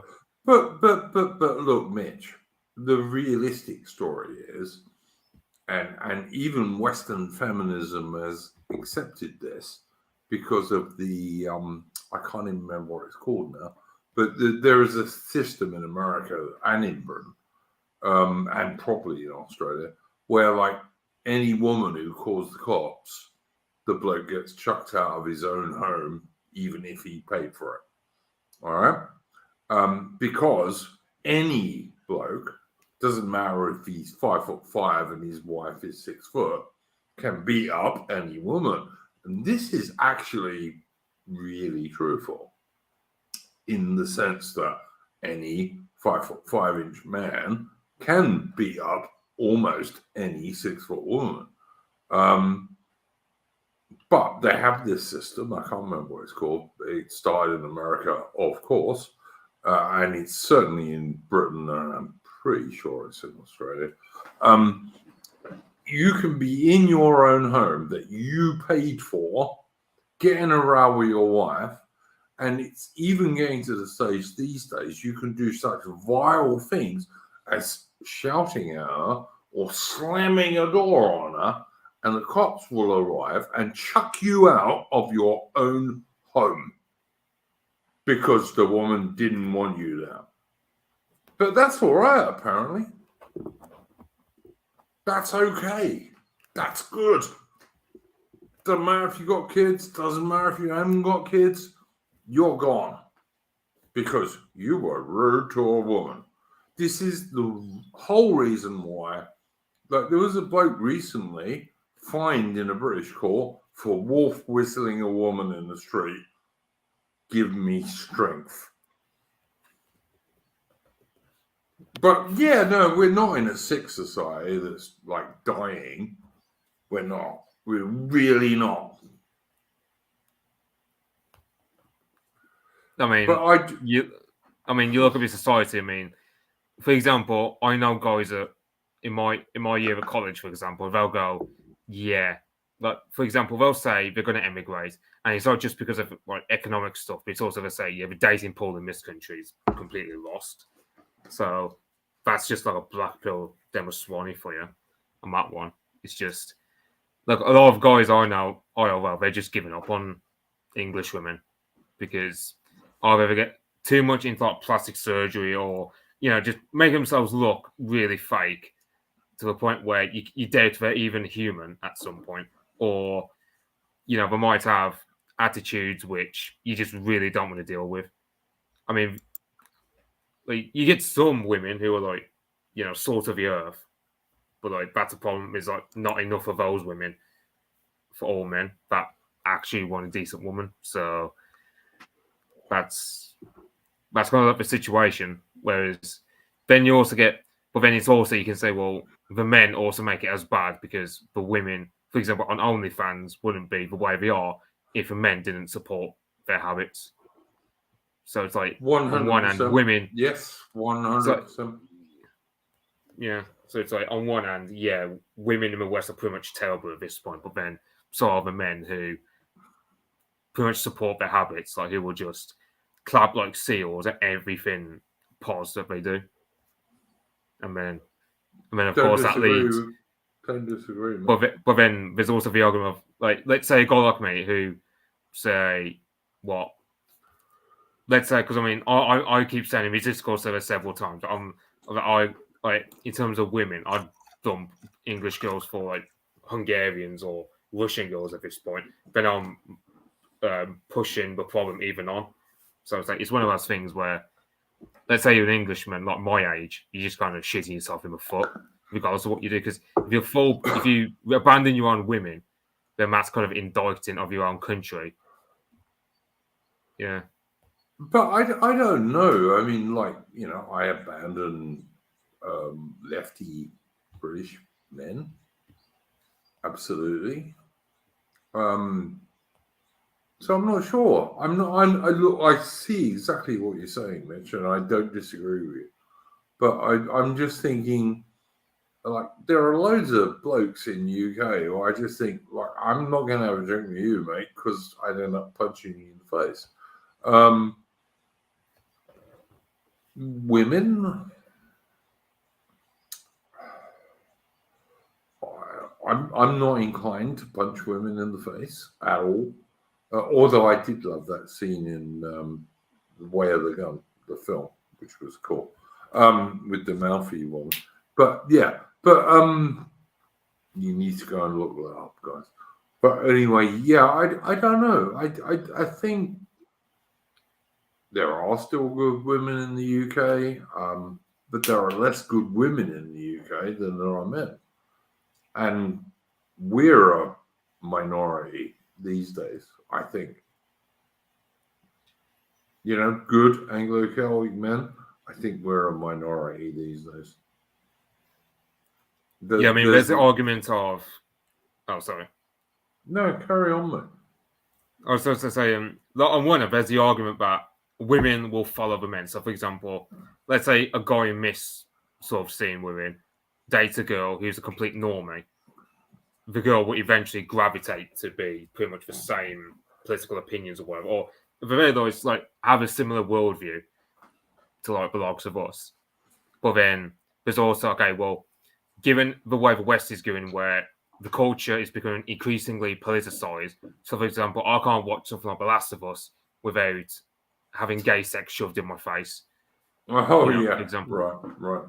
Right. Yeah. So then it becomes a situation where, okay, well, when's going to be the tipping point for when it's just normie women are going to be a complete minefield in terms of that even if they're completely normie, you still can't bring them on to...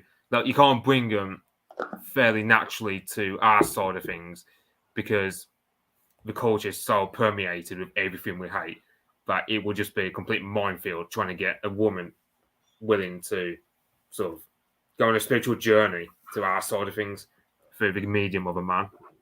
Well, look, I think you still could do that. But, like, first of all, you got to find a woman who's not vastly overweight, and that's becoming increasingly difficult. Honestly, it just is. Rupert, what do you think about that stuff? Yeah, a lot of valid points. Can't really give up on British women entirely in principle, but I think that's also a little bit of a cynical way of looking at it to some degree. I mean,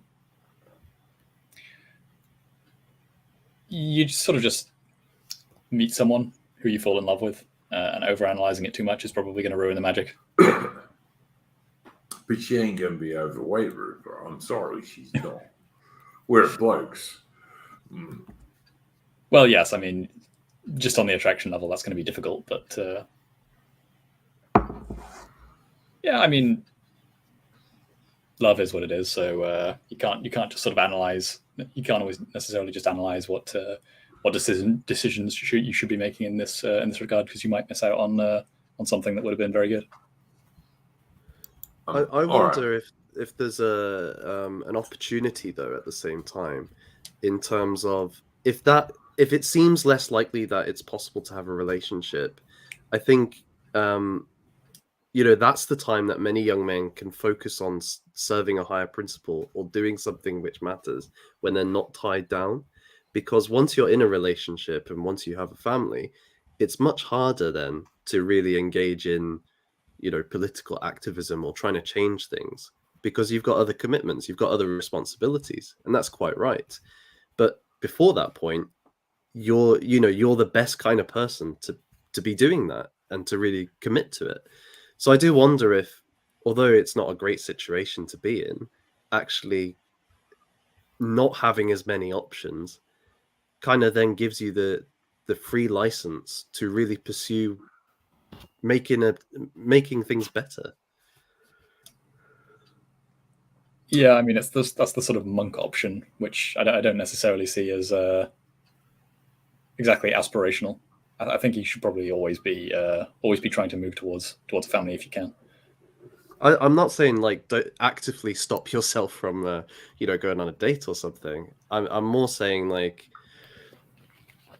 it's a mindset thing, like in terms of is it going to be your primary focus is to have a relationship at this point in your life, or is that something that you're open to, but you can also serve something else at the same time? Yeah, I mean, there's something to be said for like a providential angle to these things. You just sort of take what's in front of you rather than fretting too much about a fate that might not be yours just yet. Yeah, I'd look. I think both Nathan and Rupert had some good plans there. I reckon most men these days are not in a position to marry a chick and marry a woman and support her until they're about 30. It's really quite hard, because so many jobs that young men go into these days are minimum pay. By the time you're 30, you might be able to do that. And so I'm going to agree with both. I agree with both Rupert and Nathan on what they just said. Sometimes it's not the right time to do that. I would suggest, because I'm not any sort of trad, like have some relationships with women before you marry someone. It'll kind of hopefully stop you getting divorced so quickly. But generally speaking, about 30 to me is like when most men are in a position to say to a woman, yeah, all right, come and marry me. And, if you want to live at home, you can live at home. But it ain't going to happen much before that these days. And blokes who say it is are morons, because, I don't know, you're not going to be rich enough, dudes. You're not. Well, I don't know. What do you guys think about that?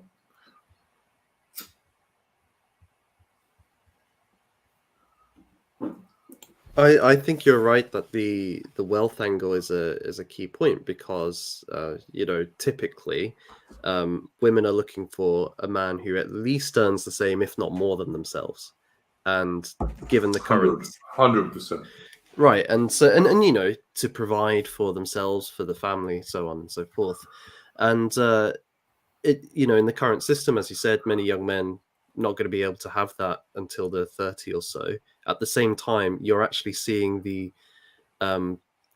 promotion of women, accelerated promotion because of equity quotas and so on. So many young women are going to actually be out earning men, especially in kind of public sectors and so on.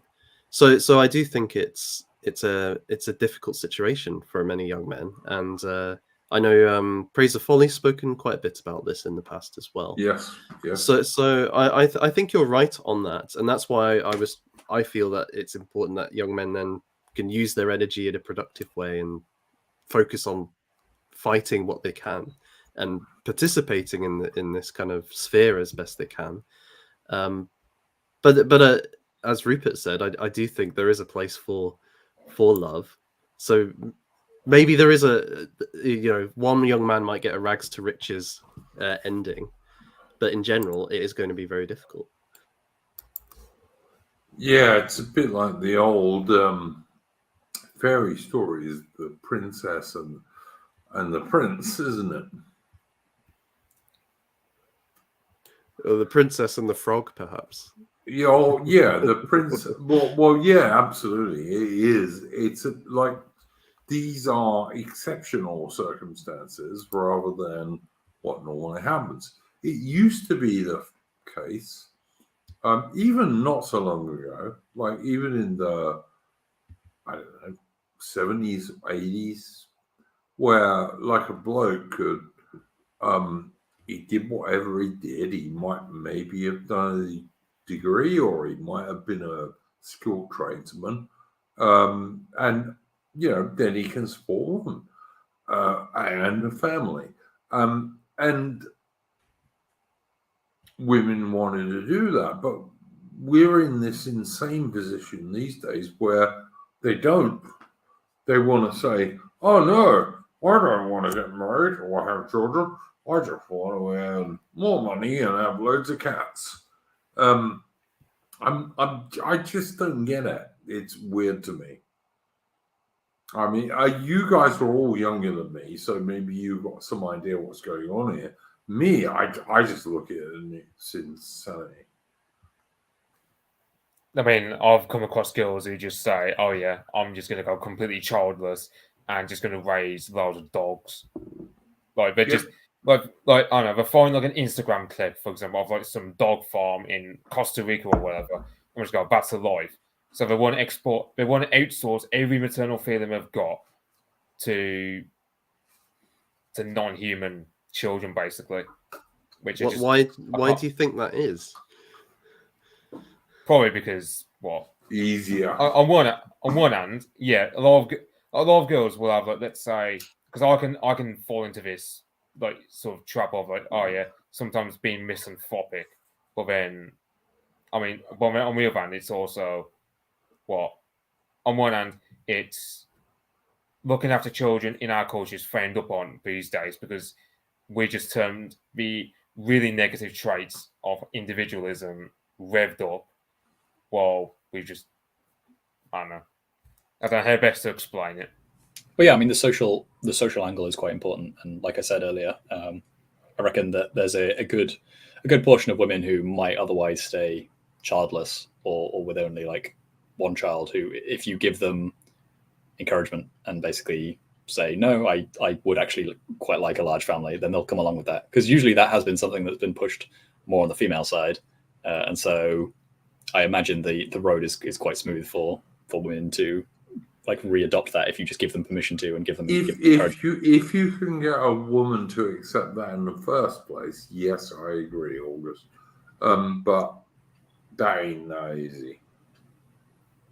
No, I mean it's easier to say than to do, but I'm quite optimistic about that possibility. I imagine a lot more women would sort of go for that if it was more acceptable by, like, from a not necessarily an entirely social perspective, because that's not within your hands just as a boyfriend or a husband. But yeah, that's a good point as well by Alice. But yeah, I mean, if you essentially just give them an alternative opinion and just to like allow them to think that as an opinion that they might not have thought about so much earlier, because everybody around them is just saying no, you need to like focus on your career, you need to try to just get as much money as possible, and women will just children will just like ruin your figure and weigh you down and not allow you to go on all those holidays. If that's the only perspective they're hearing, then The one thing I would say is that like women can have children and get their figure back, but it's hard work. They don't like that. Yeah, I mean that's one thing. Like that is a real symptom of societal decay. Is no one ever wants to sacrifice towards a higher goal. Yeah, they For don't example. want to work. Mm. Women can have quite a lot of children, and so long as they work hard, they can get their figure back. But women don't want to do that at all. What they want to do is have a child, if they have a child at all, and then, okay, I'm going to become a fat, ugly bastard now. Sorry, woman now, because I've had a kid. Yeah, that is very, very common. Don't get me wrong, I'm not totally sexist. There are blokes who get married and like drink beer 25 times a night and end up with enormous beer guts, and that's all right too. Both of those are wrong. Both of those are wrong, and we shouldn't do them. But that's what the right should be saying, but we almost never do. Well, in some cases, it might not even be a sacrifice to go back a little bit. I mean, there is some research to suggest that having children, especially quite early, can help women to maintain their youth for longer. Yeah, no, I don't disagree at all, Rupert. Absolutely right. But when a woman has a child, to get herself back in shape, she's got to work. Like, if she doesn't, she won't be in the same condition as she was before. But if she works a bit, she can be. Absolutely. Yeah, that's just the main problem. It's like no one, like in our society, it's just we've taken on all the negative traits of individualism to the point where no one will ever think of sacrificing the higher ideal. Like no one wants to have kids to preserve the civilization we've got, or rather, like you preserve the civilization we should have. Or, for example, you get surveys where they say, "Oh yeah, like 21% of men only would be the only ones who'd be willing to fight for their country if World War III broke out tomorrow." So it's just like the thing is, it's like in Poland, for example, 2/3 of women don't want to have kids because while the economics are there, because it's a lot cheaper to live in Poland compared to here, women just don't want to have children because the culture in Poland is changed the same way as it has over here. So it's like I said, we live in a very antinatalist social milieu, so I don't underestimate the effect that has on women, probably even more so than men. Yeah, don't disagree. Nathan, what's your thinking of this? I totally agree with everything that's been said, and I was just wondering on the dog thing, beyond it kind of being a surrogate child, I'm also wondering if it's a surrogate boyfriend as well. But one that is, the woman gets to be the master of that relationship, or she ought to be, right? Often you see these women with massive dogs and they're getting pulled around, but generally speaking, it is they get to control, they get to domesticate this beast, and it becomes their, totally dependent upon them. So I do wonder if that's it's not just a child thing; it's also a hierarchy thing. I don't see a lot of women with dogs. I see a lot of women with cats, but I think dogs are more of a male thing. Maybe. To me, the most important male characteristic is loyalty, and that's why men like dogs, because there is no loyaler animal than a dog. Women tend to like cats who have no loyalty whatsoever. But maybe I'm wrong. I don't know.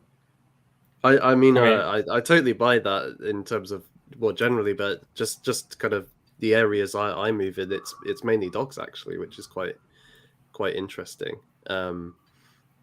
Maybe it's just some very odd women that like dogs then in that case that I know. Yeah, I don't know. I don't know. Look, I love all dogs and a fair number of humans, so I'm a bit biased.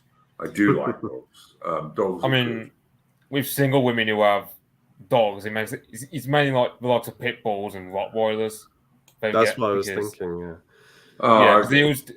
Yeah, because because he always get those because they're dogs which I don't know. I don't know if you say the word masculine, but certainly they just act as surrogate boyfriends.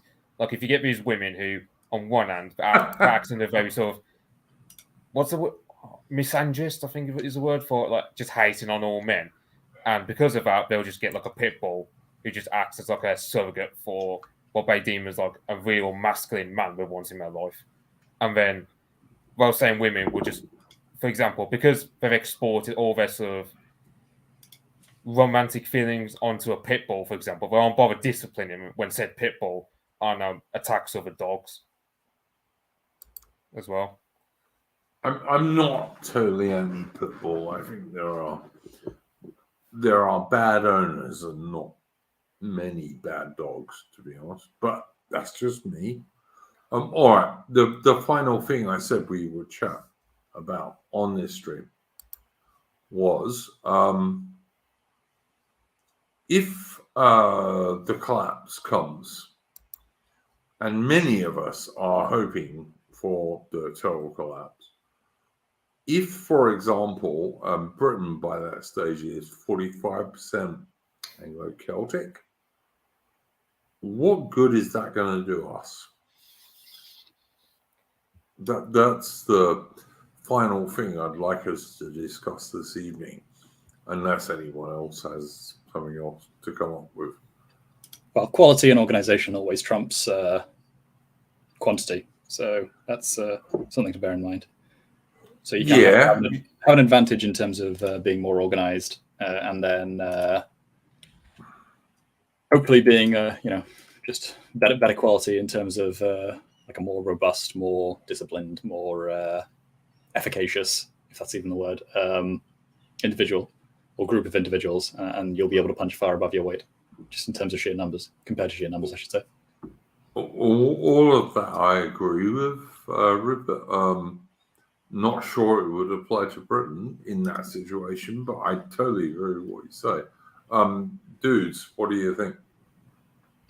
I mean, I just think in the event of a collapse where, I don't know, let's say we're a minority white British, I just think, we would end up evolving to suit the conditions of that time because, I mean, what you can imagine, for example, the Anglo-Saxons in the time of the Vikings, or because you have that poem, A Wanderer, which, that sort of experience of lack of authority figure for us to aspire to, feeling of drifting alone with like no real. It's a lovely poem, yeah.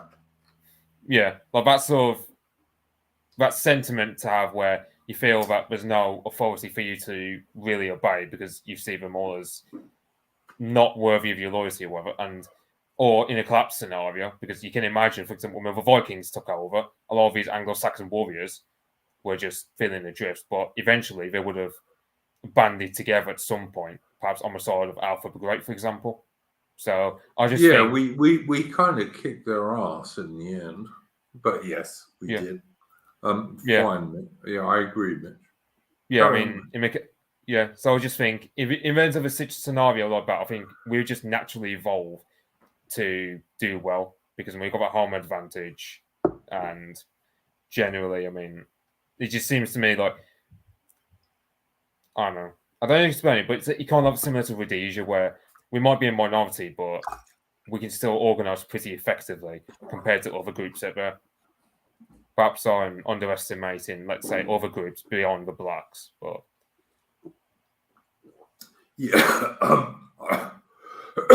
so I beg your pardon. I think the government will be the biggest thing to overcome. Not assorted brown and black people. But yeah, I don't disagree with you, Mitch. I think everything he said is true, particularly about Rhodesia. But yeah. I mean, you said like scenario of like collapsing. So yeah, absolutely. That's my view. So the government wouldn't be a problem. Yes, the No, government wouldn't be I a problem. think the government will still be a problem because even. I mean, how would they be? Because collapse, because the collapse Well- implies, but with government are a problem because there won't exist a government. There'll just be complete anarchy all over Britain in that scenario that you If outlined. only. Yeah, if you're But- right. Yeah. Okay. Yeah, I mean, if the government still operates, then yeah, my thesis of sort of us being able to band together similar to religions, because I do think at the end of the day, if shit hits a fan, people would people's natural biological instincts will just inevitably come to play sooner or later, and those who it doesn't kick in for, sort of, I don't know if you'd say eugenics will take care of them, but I just think, look, nature will sort out. Like, if nature is allowed free reign on who's allowed to pass their genes on, then inevitably over time you just get the better genes filter through, and the people who are complete dead weights, they're just, there's a reason why, for example, your average leftist doesn't have as many kids as, say, the likes of us. So I so hope you're right, Mitch. I wonder actually if we could. There might be some useful comparisons with the withdrawal of the Roman Empire from Britain and what happened after that point. Because when you look at the communities which managed to survive the collapse, and I know there's debates about how quick it was, but essentially you could look at like mass industry died, the economy shrank, towns were abandoned, whether it's a decade or 2 decades, and so on. But the places that survived, like on Hadrian's Wall, essentially, like the troops there, although they were no longer paid by the empire, they essentially reorganized. But the commander becomes the warlord, and they have the military structure, they have the buildings to sustain a community for a certain amount of time. So there might be, and it was more on the north and west of Britain that British communities survived that period, whereas the east, which had been drained of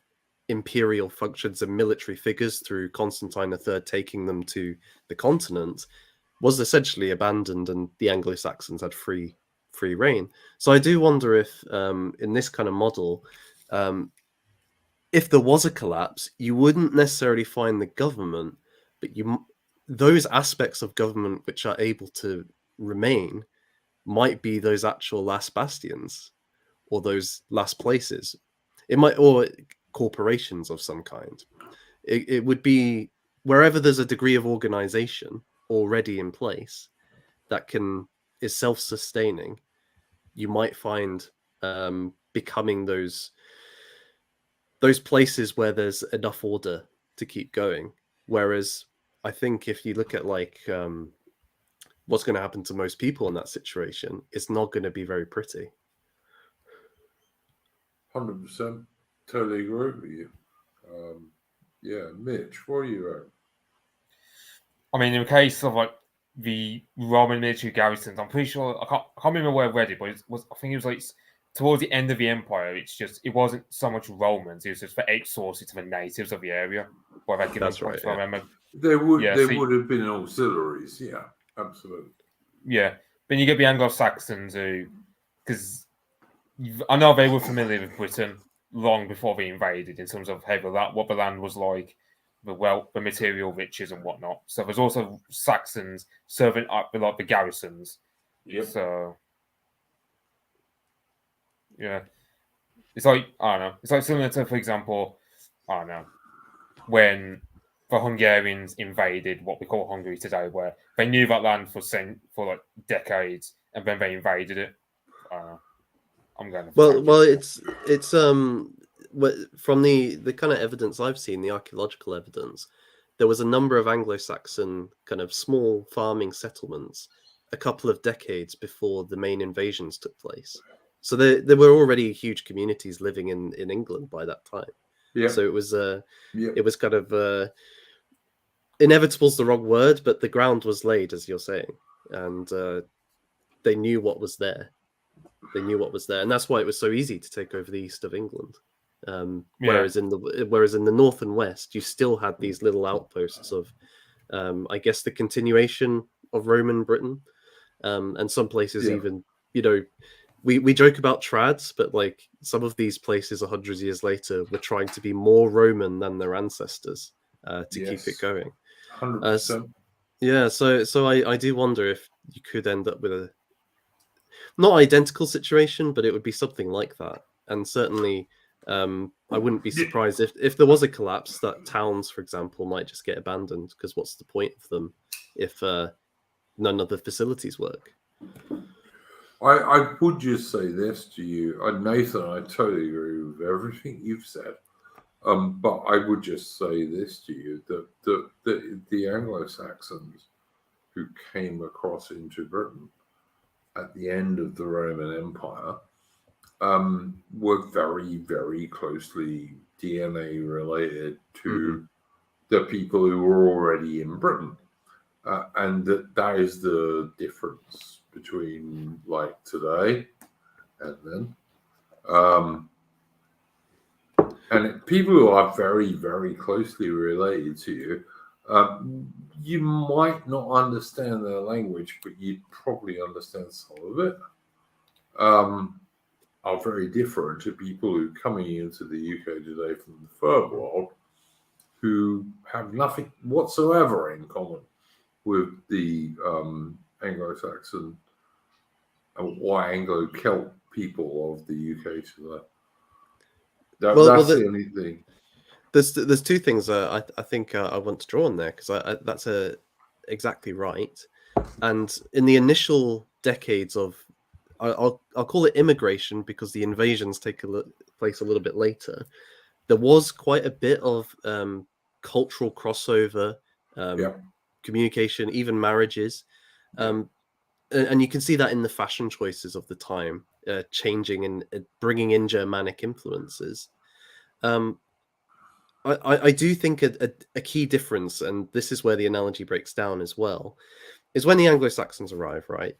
There's tons of land that can be used that they can claim for their own. Whereas when people come to this country now, they're coming into already existing settlements. They're not founding new settlements in their own areas. So it's a very different situation there. The Roman Britons were not forced to live with the Anglo-Saxons when they first arrived. And when the invasions took place, then you had kingdoms fighting each other. Whereas now it's more like, let's say Roman Britain was still going and like tons of Germanic tribes decided to migrate there. And the Roman Empire told the Roman Britons that they had to accept it. 100%. Nathan, I totally agree, mate. And yeah, you eventually get to Alfred the Great, and the only kingdom in England that didn't get taken over by the Danes, because he had planned not to get taken over by the Danes eventually. Does that make any sense? I hope it does. Yeah, I think he is seen as the progenitor of modern England, I guess, or the English identity. Yes. Before that point, there, as you know, there's, and I think Mitch was alluding to this too. You had different Anglo-Saxon kingdoms in play, but with Alfred, it comes together against the Danish. It's funny how an enemy can unite a peoples who were previously at war with each other, right, into one friendship group. I wonder if that's a lesson too. If there was a collapse, you guys have been kind of alluding to this already. You're going to start people make their minds up who their real friends are in that time, and it often does go across, their kinship groups. Yeah, maybe we can hope for a new Alfred the Great. I don't know. One of the things that always gets me is like everyone and his wife thinks, oh, the Vikings, the greatest warriors in the entire world. The English beat them quite a few times under Alfred the Great. I mean, in our case, you take other parts of the world that suffered the Vikings. I mean, the Scottish well, they have the Norse Gaels, so they mixed more than the Scottish beating them. In the case of Ireland, the Irish actually beat the Vikings at Clontarf in 1014, if I remember correctly. But the problem was, Ireland at that time was united, but it was broken by the ruling family all getting killed off. And Dublin became a became a Norse slaving town. That's how Dublin started. Yeah. Then you get France, who they just gave the Vikings some land, which inevitably becomes Normandy, as we know it. And then we get William the Conqueror. You get Germany didn't suffer too much from the Vikings. It was more the Hungarians that were more of a problem for them. But then, in the case of Russia, I mean, their dynasty was a Viking one. So really, it was only the English and the Irish who really beat the Vikings in battle. So that's why the Vikings have a reputation as fearsome warriors, because only two countries that really beat them were us and the Irish. Yeah, look, I get really niggled because people don't realise that when the Danes or the Norse or whatever you want to call them in those days were trying to invade England, Alfred the Great beat them at least 3 times in battles. Because the English warriors were like the best guys. I mean, you don't beat the Vikings in battle unless your warriors are pretty damn good. And England did that at least 3 times under Alfred the Great. So, you know. Tom Shippey, in a recent book on the Viking mindset. Is that Tom Shippey who is the big expert on Tolkien? That's right. Yeah. He's also he's also a scholar of Viking and Saxon history, which is pretty epic. As Tolkien was. Right. Great mate. Yeah, and he makes this point. He makes 2 points that I think are relevant. One is that Viking isn't identical with Norse. It means pirate, right? So it's the pirates that we think of. But in that connection, then the Saxons themselves, before they kind of conquered England, were those pirates themselves. So they come from that same tradition. They come from that same cultural background and have the same warrior spirit. Hard men. Yeah, so it shouldn't be surprising that the Saxons were able to go toe to toe with the Vikings, because they're essentially from the same. They have the same attitude to life. I absolutely 100% agree with that. Tell me something, Nathan. Did you ever watch the Last Kingdom, the TV series? I haven't. No. Is this a recommendation? Should I? Only for the first 3. The first 3 seasons aren't terrible, although the main dude is a bit of a pretty boy for back then. But the first 3 seasons aren't bad. But from season 4 onwards, it's all about women warriors who like chop off blokes' heads and all sorts of nonsense, which never, ever, ever happened because women can't do that stuff. Women are shit soldiers in 2023.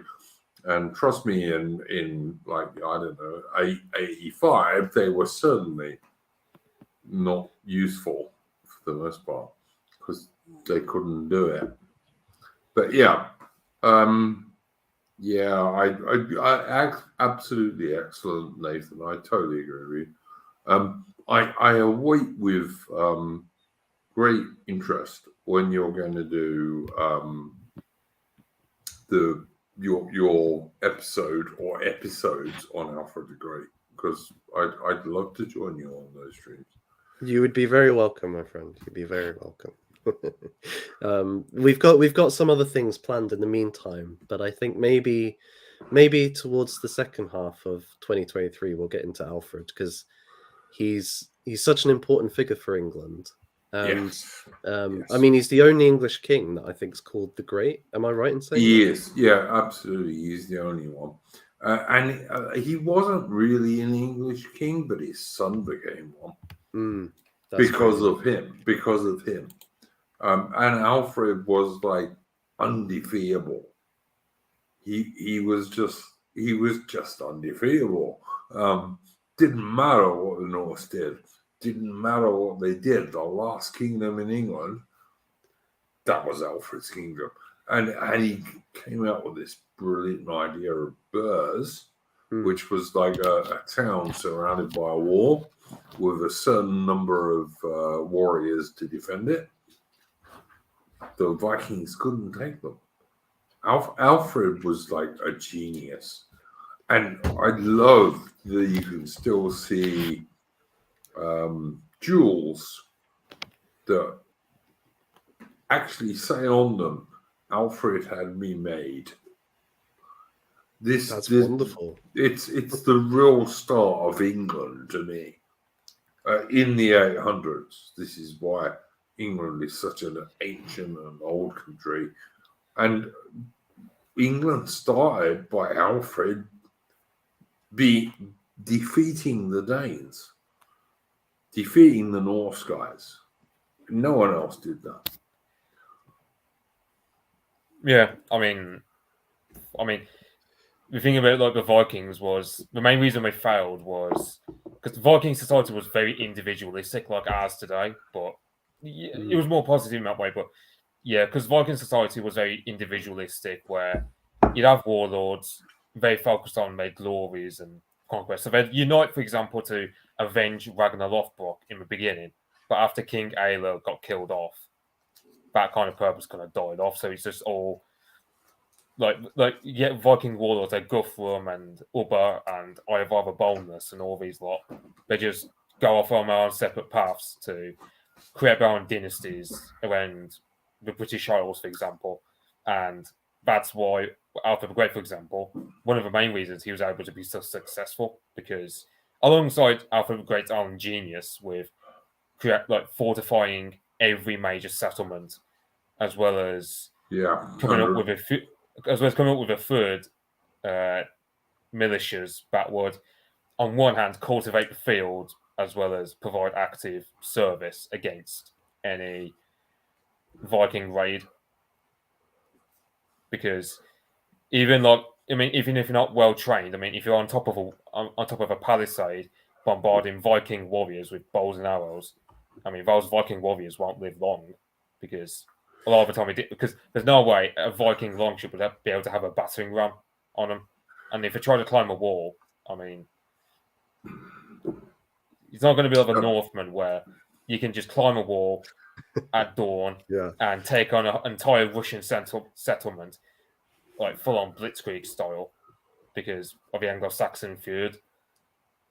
But Mitch, to be fair, in an open battle on the open field, the English warriors were actually better than the Norse guys. As the English warriors, and I almost said we, proved that. Depends on the battle, because you get of course it does. But England survived and the North retreated, so that's why I was put on my side. Yeah, in the case of the Norse, I'm thinking, on the raids, they weren't really that. Because for one, they couldn't be able to breach fortified settlements.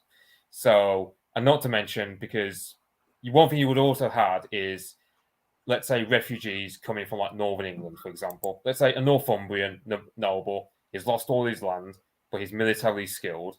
But he would arrive in Alfred the Great's kingdom of Wessex, and Alfred the Great would say, "Yeah, mate, I'll have you and all your retainers."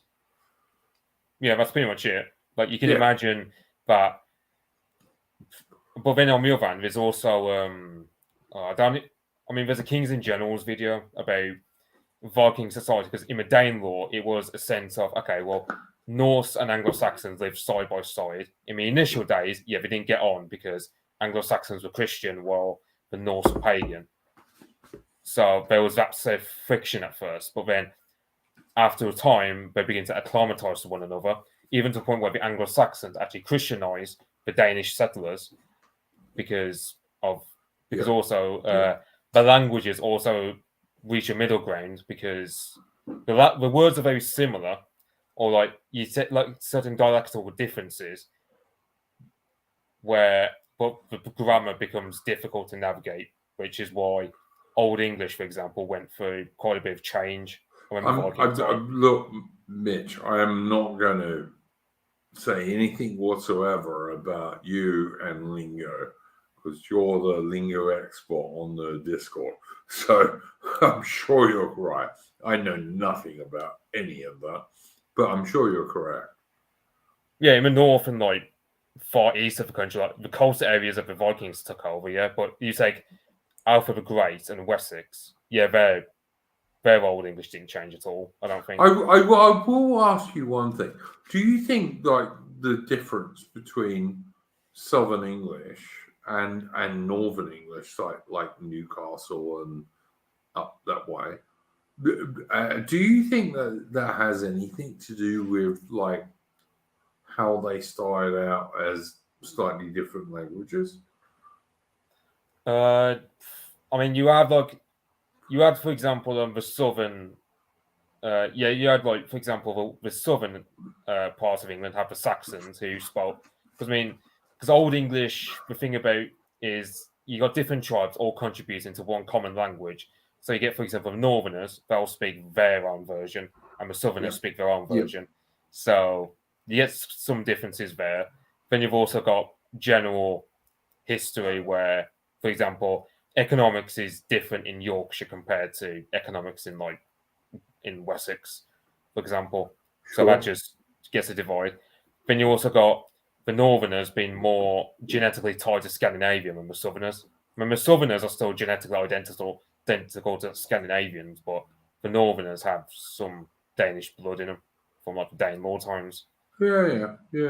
Because I'm thinking like my old man's military mates were like mostly they were dudes from Newcastle and Glasgow and all this kind of stuff.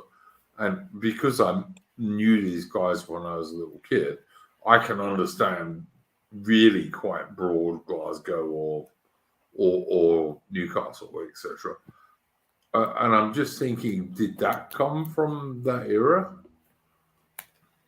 I mean, I know with like the Newcastle, for example, they say bairn instead of child because that's a Norwegian word. As do the Scots. Yeah, because bairn is like the Scandinavian word, whereas we say the word child. Everywhere else. Okay, cool. So it's like the Northerners have more Scandinavian influence in them, like the northeast of it, for example. So, and the Scots also have. I mean, the Scots actually never got conquered by the Vikings, so I don't know why they have a word bairn.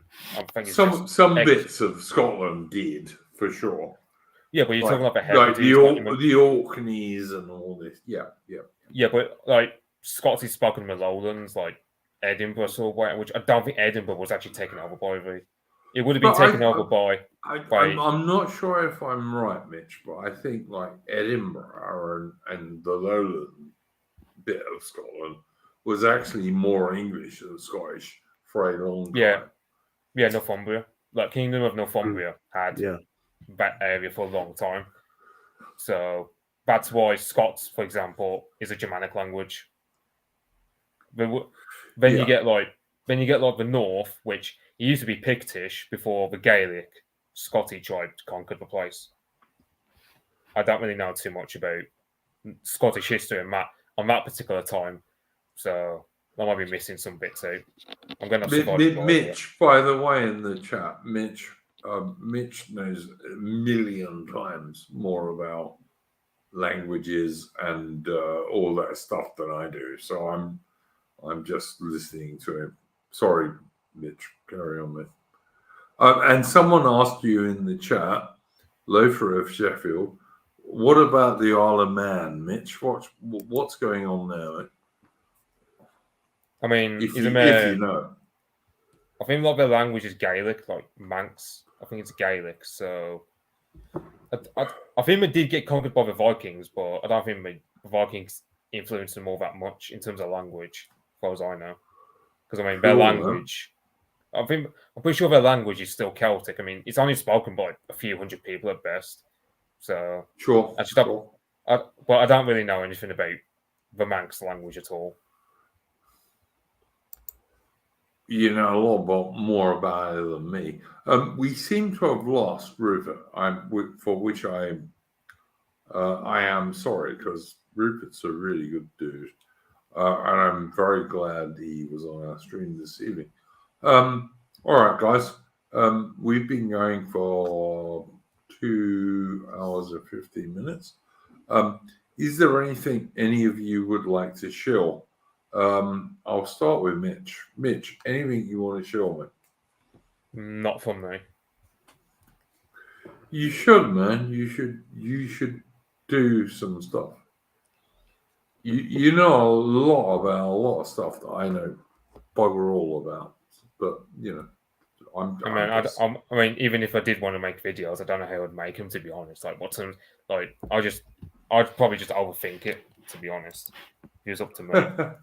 Like I don't know. Like I might make small. I mean, if it was up to me, I might probably make history videos or something about. Because I mean, I mean, I think Nathan will agree with me. Is that Anglo-Saxon period is very underappreciated. Yeah. Whereas if you look at World War II, for example, there's just hundreds of history channels specifically tailored to World War II. All right. I'm sorry, Mitch. I'm going to ask you to talk about something which we almost forgot. We need to talk about this Chinese spy balloon. Yes. I beg your pardon. Mitch, what do you know about this? I mean, China does that all the time. Like they do to the Philippines, Vietnam, Guam, Hawaii. This spy balloon, however, went all the way across America from West Coast to East Coast before it got shot down over South Carolina. And that's pretty stupid because if it turns out that it was actually a spy balloon where you blew it up only after it's done its complete mission, and if it actually wasn't a spy balloon where you just look stupid anyway for blowing it up. So it's just, I wouldn't be surprised if the Chinese just did it as a flex, just to say, like we're able to fly a balloon that's slow as hell, and we're just able to fly it across your territory. Your air defense is completely incompetent, like the Soviet air defense you had with Matthias Rust flying his planes of the Soviet Union. Was that the German dude in the 1980s who he landed a light aircraft on Red Square?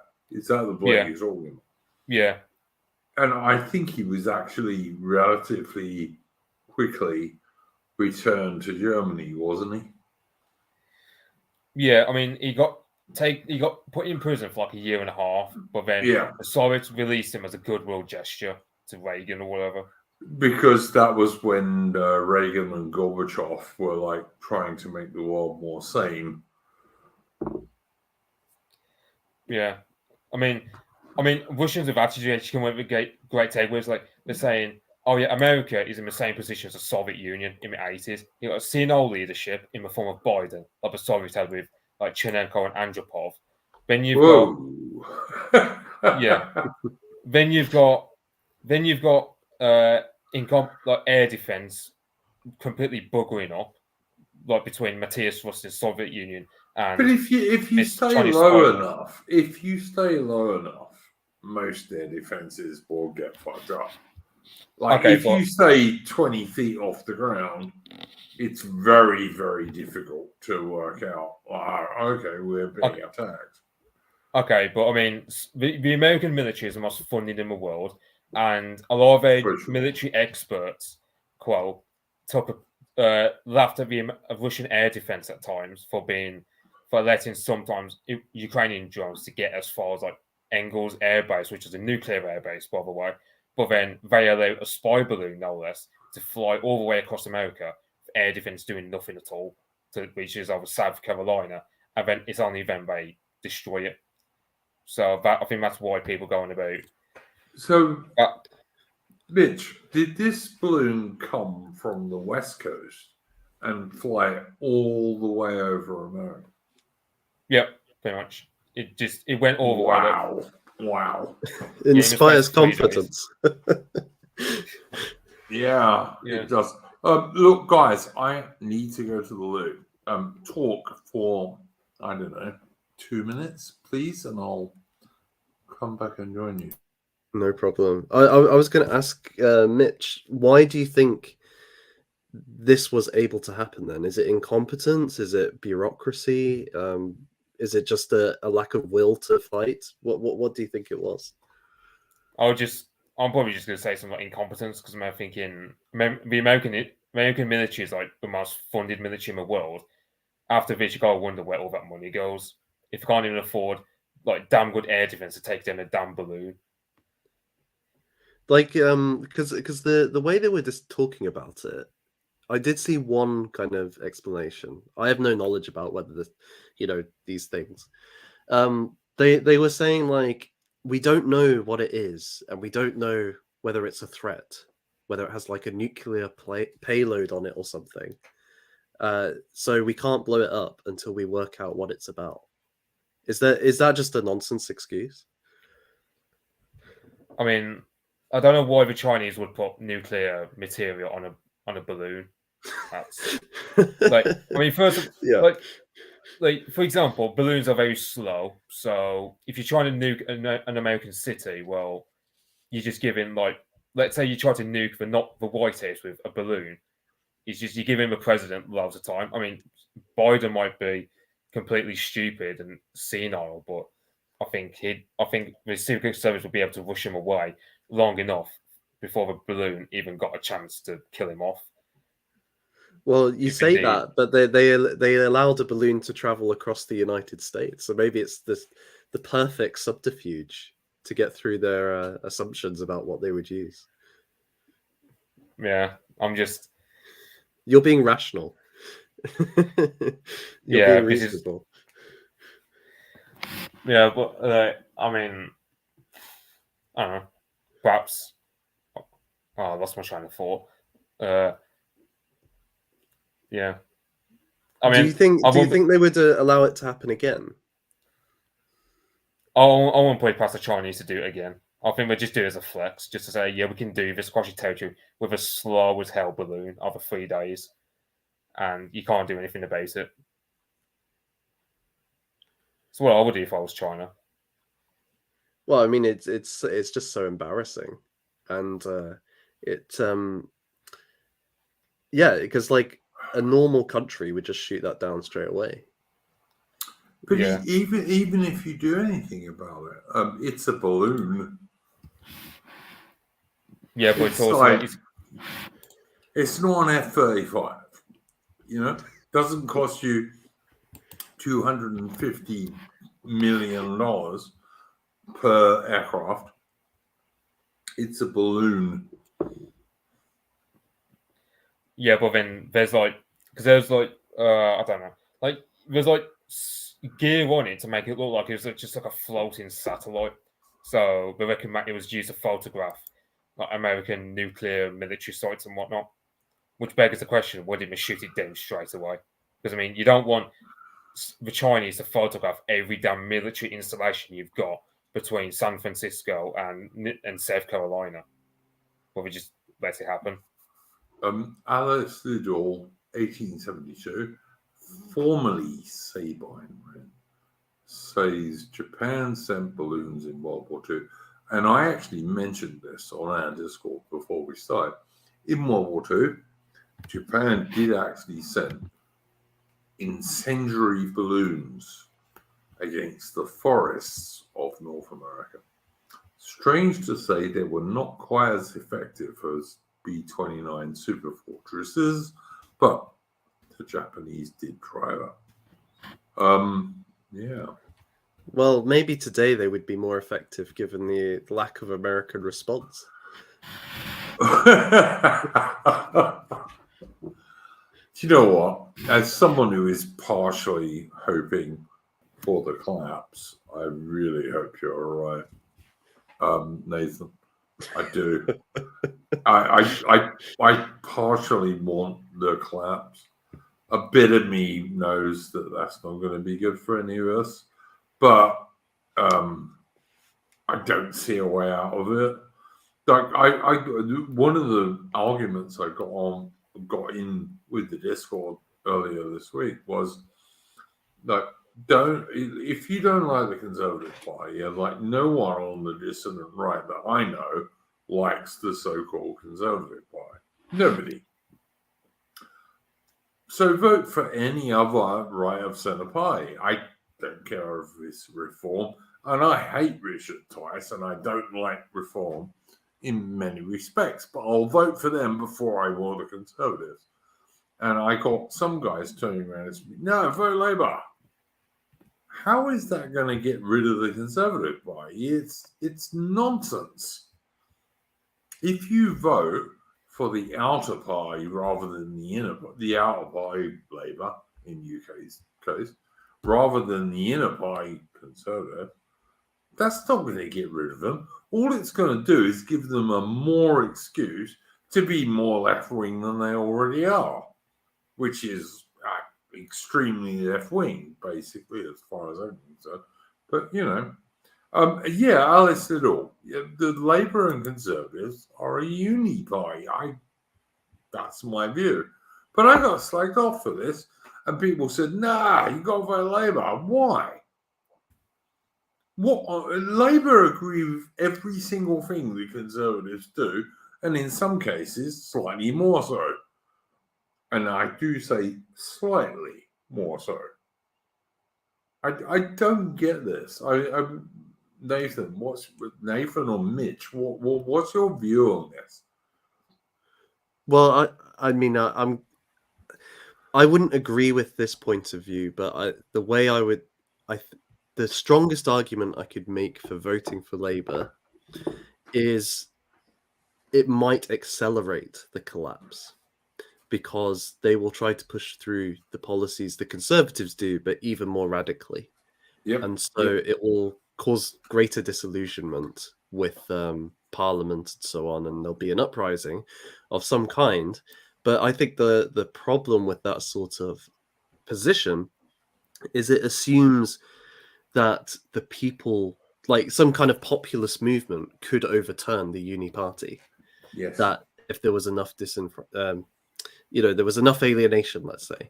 But we've seen time and time again, populist movements are unable to overturn this system as it currently stands, and it would need to be something quite different if it's going to have any possibility of doing that. We've seen most of the population is quite happy to have the most stringent restrictions put upon them by this uniparty and not bat an eyelid against the system. So I don't think voting for Labour... You're not talking about the China restrictions, are you? I couldn't possibly comment, but no, yeah, exactly. Exactly. Yeah. So I think it's I see the logic, but I don't think when you actually analyze it that it stands up to scrutiny. But I'd be interested to hear what you guys think. 100%, man. Yeah, no, 100%. I totally agree with you. I mean, and if you're going to talk about the, in inverted commas, China virus restrictions, I've had people saying, no, that's all gone. It's all disappeared. It's all in the rear view mirror. Does anyone think that the government will bring that back in for anything they feel like any time? Like, I get the impression these guys think, oh, no, it's all on. Government never do it again. I don't understand how can I describe it? I don't understand how naive people must be who think that's never going to happen again for whatever the government wants. Next time China sends a balloon to Britain, we'll all be put in lockdown again.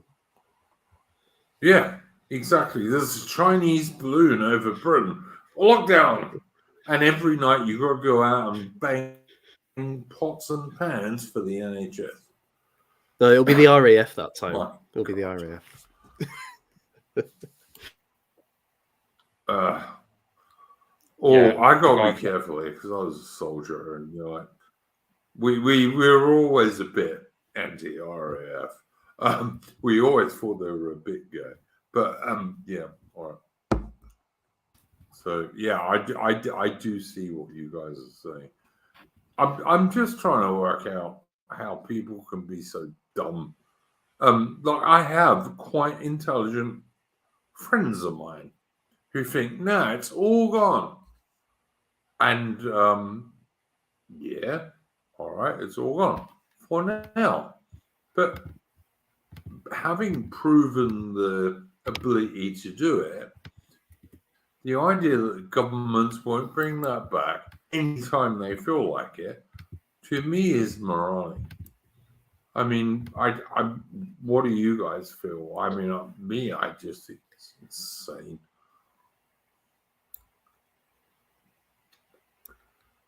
The governments will bring that back, and none of the laws have gone away that they used. Governments will bring that back anytime they want.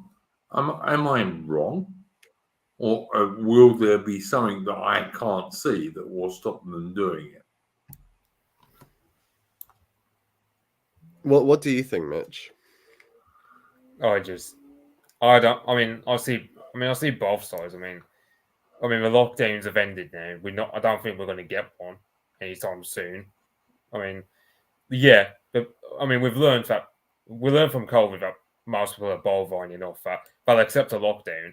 They'll still get tired of it, but they'll accept it. So I just think, on one hand, yeah, if the government were to say, yeah, we've got lockdown again, people would just accept it, no complaints, or they'll complain, but they'll just obey at the end of the day. But then there's also, COVID hasn't been talked about for quite a bit. Even I'm getting Instagram adverts or YouTube adverts that are telling me get the job. So it's just like I just don't know what to think about COVID lockdowns at this point, because we're not getting them anymore. But then I'm also getting adverts telling me to take the job. I wonder So if the next thing, because I think you're right that the COVID itself won't be the issue, but I wonder if they're pivoting towards kind of climate stuff with this, and it might not be exactly the same, but you're already seeing, like, in certain cities they're restricting where you can drive. Oxford, yeah. Oxford. I think there's one down south as well, further south than that too. And it's this idea that once you've proven that you can erode people's liberty and justify it according to, let's say, like a public health issue or a national emergency, well, then you can start doing that with other things like climate change and say, well, it's an emergency, so we have to restrict your freedom, and people will accept that logic because they've already bought into it before, even if it's a different issue. So. Yep. Or it'll be another one, would be another kind of disease that they find. But I think the climate stuff is probably where it is, and it's interesting because the Conservatives, they've passed even stricter laws on protesting. Now, initially, this is supposed to deal with things like Just Stop Oil, and they're blocking roads and things, right? But somehow they keep going. But I really think it's to stop, if there was any protests against these sorts of restrictions being put back in. They were so hard on the folks protesting the vaccine and the lockdown. They were sending proper riot police into that, whereas BLM, it's like, take a knee, son. Whereas now, so imagine if you can just outlaw them without even, and you can just disband them for even meeting. I think that's what they've geared that towards. So, but under the cover of attacking the left, it's going to attack those who oppose lockdowns and restrictions. 100%, totally agree with you, Nathan. I'd be surprised if Mitch didn't, but yeah, absolutely. By the way, I got a message from Rupert, who is a great man, and he had to leave us. But yeah, Rupert August, brilliant guy, good channel. Top guy. Yeah, go and subscribe to his channel, and you'll often see him on Nathan's channel as well. It's an excellent man. But yeah, I totally agree with you, Nathan. We live in Clownworld, And everything that you think is pro-British is anti, as far as the people who run us are concerned. Everything, like, you know, brave soldiers, pretty girls, you know, English roses, if you like, British guys like helping out people who are weaker than them, us being dog lovers, every single thing which is like pro-British is anti the people who run us today. And like Rishi Sunak, someone needs to explain to me how Rishi Sunak is in any way, shape, or form British. Because he isn't. And that's why he was never elected to lead the Conservative Party. I mean, people even voted for Liz Truss, who is not the brightest tool in the shed as far as I'm concerned. But they even voted for her in preference to Rishi Sunak. But nonetheless, Rishi Sunak is the Prime Minister of Britain. And I would trust him about as far as I could throw him with the left finger, the left little finger of my left hand.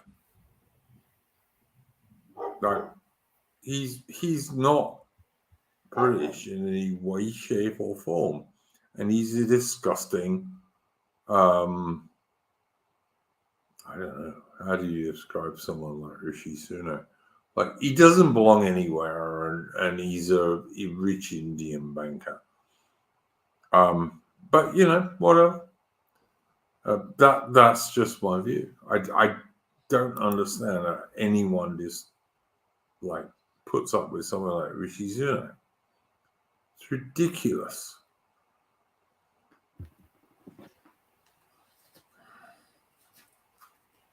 But I get people on my Discord saying, oh, yeah, okay, vote Labour.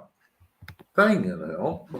Like, the Conservatives are the inner and the Labour Party are the outer pie of the uni pie. And, like, the Lib Dems are the lefty bit of the Conservatives, and the so-called Greens, who are really like communist watermelon Greens, they're the lefty bit of the Labour Party. So you don't vote for any of those unless you're a moron. I mean, okay, if you're a moron, go and vote for any of those. But you ain't going to get rid of the Conservative Party by doing that. All you're going to do is like give huge amounts of evidence to the wanks who run the Conservative Party that the more left you go, the better. I was going to say, like, but then you get the same if you vote Tory, but also with Reform, it's their deputy leader, David Bull, is a homosexual who likes the idea of mandatory vaccination for COVID. So it's, you know, even with Reform, you can't escape, even just on like COVID or whatever. So yeah. So look, I get you, Mitch. All I'm saying is this. Look, I'm not saying vote Reform. I'm just saying if you're right of centre at the next general election in the UK, vote for any right of centre party, right, rather than the Conservatives. I don't care which one it is, really. Because the more votes Labour get, the more that is an excuse for our glorious leaders, who like are scum, to go, okay, just go more and more left wing. All right.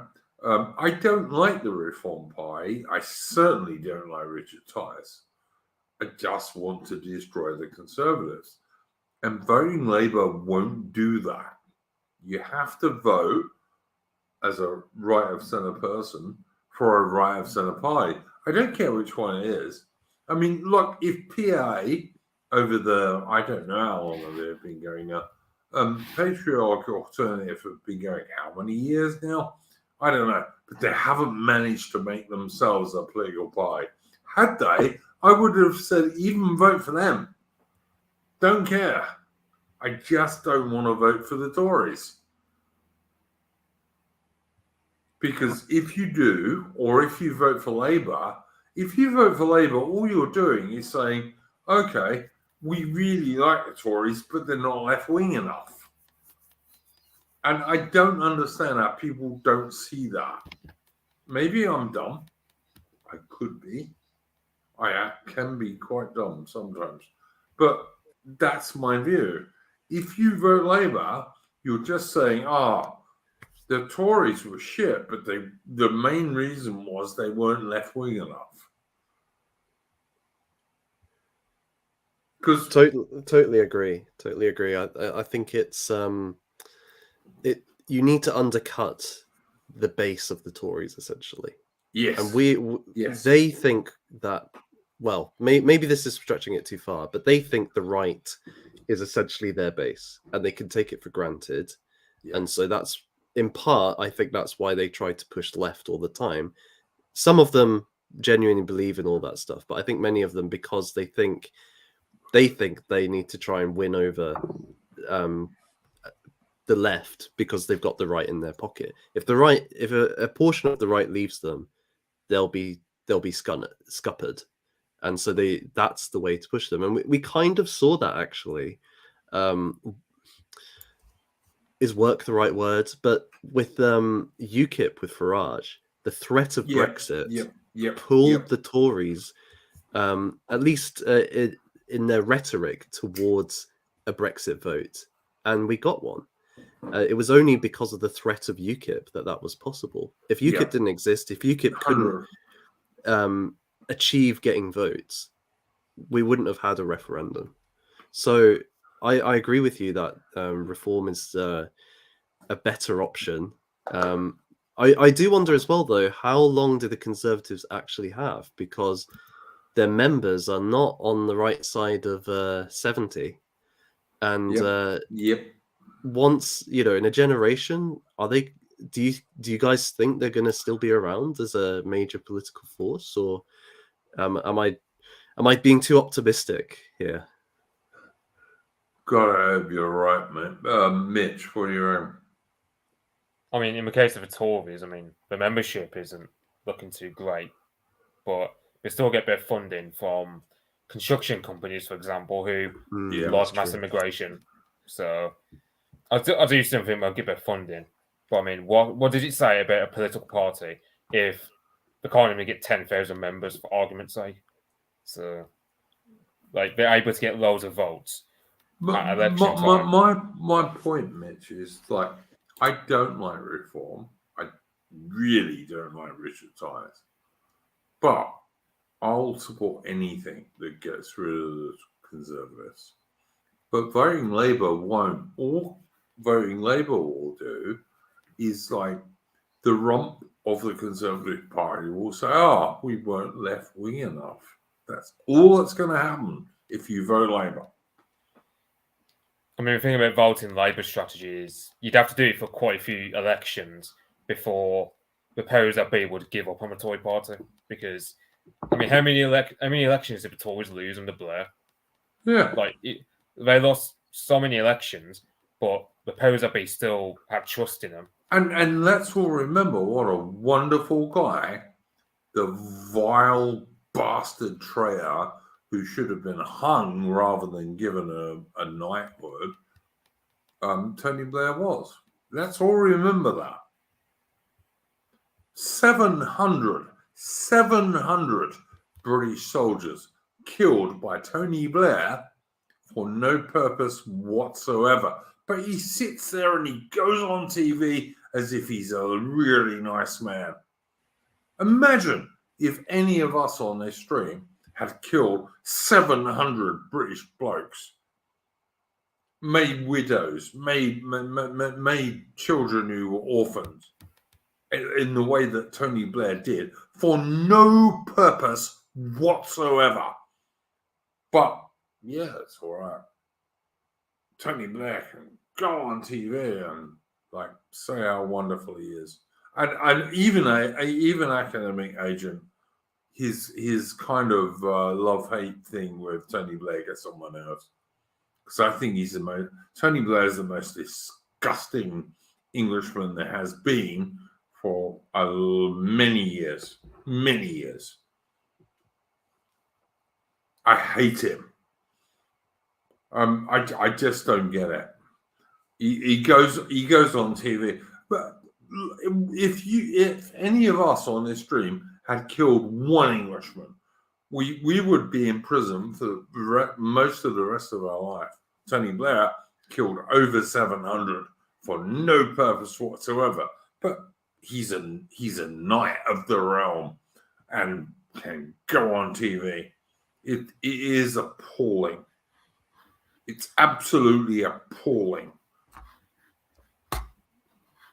Bob Dylan has this line, steal a little and they'll throw you in jail. Steal a lot and they'll make you king. And that's what came to mind when you were saying that, because it's very true. It's demonstrated in Blair.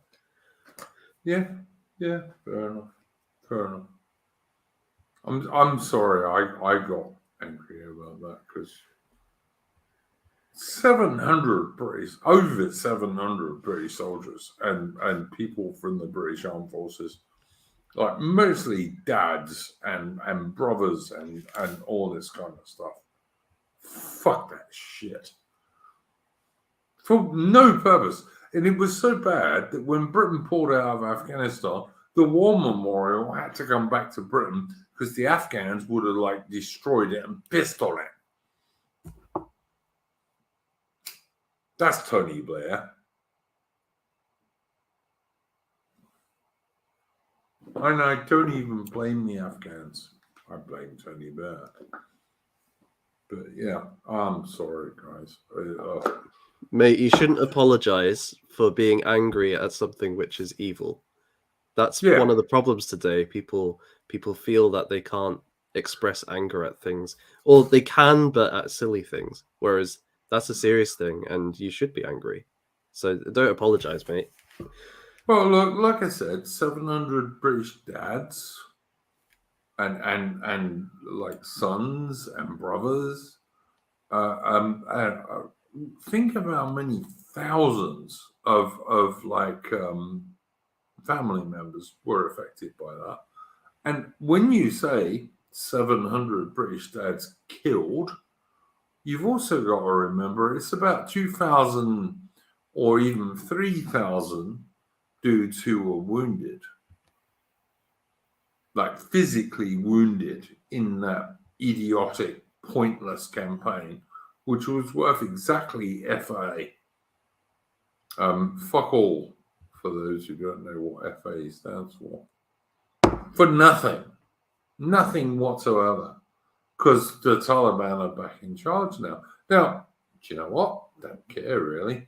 And I used to watch stuff on videos where there was some English lefty teacher woman trying to tell Afghan women about feminism, and I used to say to myself, well, sooner or later the Taliban will take over again and this bullshit will go out the window. And that's exactly what I believe.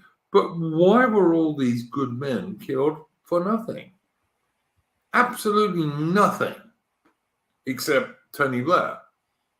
But Tony Blair comes on the TV all the time, and apparently he's a great guy. And he's never going to go to prison. Doesn't matter what he does, never going to go to prison.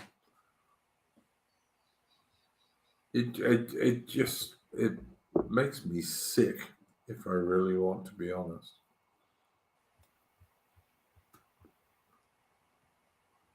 Because, it just does. Anyway, I'm sorry. Apologies for the rant. But, guys, anything you gents would like to show? Mitch, anything you would like to show? Apart from your excellent avatar, of course. No, not for me. All right. hopefully, Nathan, there is something you'd like to show because you have a really good YouTube channel. Yeah, so every Tuesday I tend to have a show on my channel, 7 till 9 p.m. GMT, and every month with Rupert and Daughter of Albion, we do a stream as part of a series called English Restoration, and we've been looking at various historical and legendary aspects of English culture and trying to kind of give people more information about them and excite people about it because it matters, and it's who we are, right? So Best history in the world is the English and the British. exactly. So there's so much to talk about. So we'll have another one this month, and but yeah, there's lots to check out on the channel, and beyond that, two further things. Firstly, both of you would be very welcome when I do the Anglo-Saxon stream in the future. That would be really good. You'd both be excellent guests for that. And thank you for having. I'd love to do that, mate, for sure. Yeah, Oh, it'd be awesome. It'd be awesome. And even if it's not part of English Restoration, there might be another chance to do it too. So, well, there's always more to talk about with the Saxons, right? So My deal is the biggest English hero should be Alfred the Great. I think he really should be the biggest English hero because, like, when England was almost extinguished, he was such a clever and brave man that he turned it around, and his son became the king, not just of England but of Britain. it's pretty epic. It's pretty epic. Pretty epic, yeah. So yeah, that would be wonderful. So let's get that sorted at some point. And just thank you for having me on. I've had a good time. I've really enjoyed hanging out with you guys. No worries. Great to hear. You have Door of Albion on your channel. My God, you must have so many simps on your channel. Just for those streams. But if they can be shown proper English masculinity, then maybe there's a purpose to it all. Yeah. I actually like Door of Albion, and I did a stream with her a long time ago with some history dude about Nelson's Navy, and it was really good. Door of Albion is actually one of the few good women, along with people like Lady of Shalott, obviously. So yeah, cool. No, she's a good lass, and yeah, she seems to be. I have to say, she does seem to be. But yeah, thank you very much. I've been trying to get you on air for ages, Nathan. So I'm very happy you joined us this evening. Thank you, Mitch, as always. Loads of insights into what's going on in Russia and what have you. And thank you very much for... hang on. I'm so shit at names. It's absolutely appalling. Rupert August, thank you very much for coming on again, mate. You haven't been on for a while. And Rupert is a very good and intelligent man. As always, I'm going to play us out of a tune.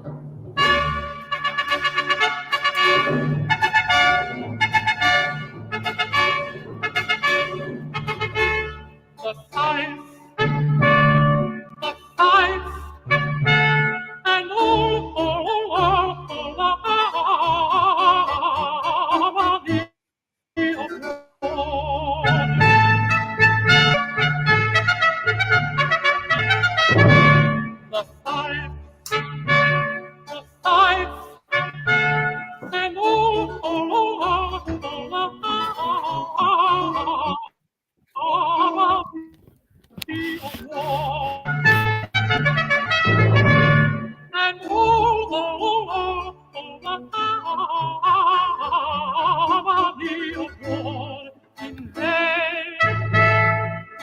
vain attempt the passions, to love.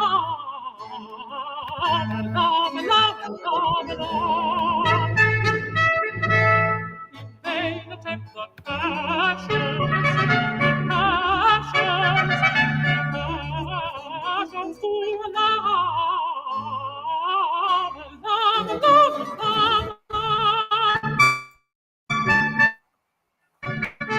Like a mountain songs, compose and chant.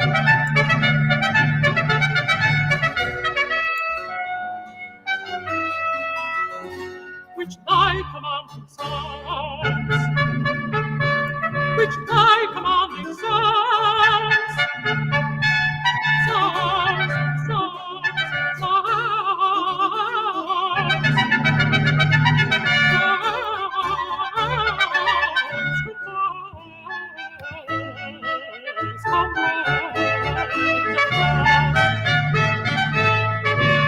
which thy commanding songs, which thy commanding songs, songs,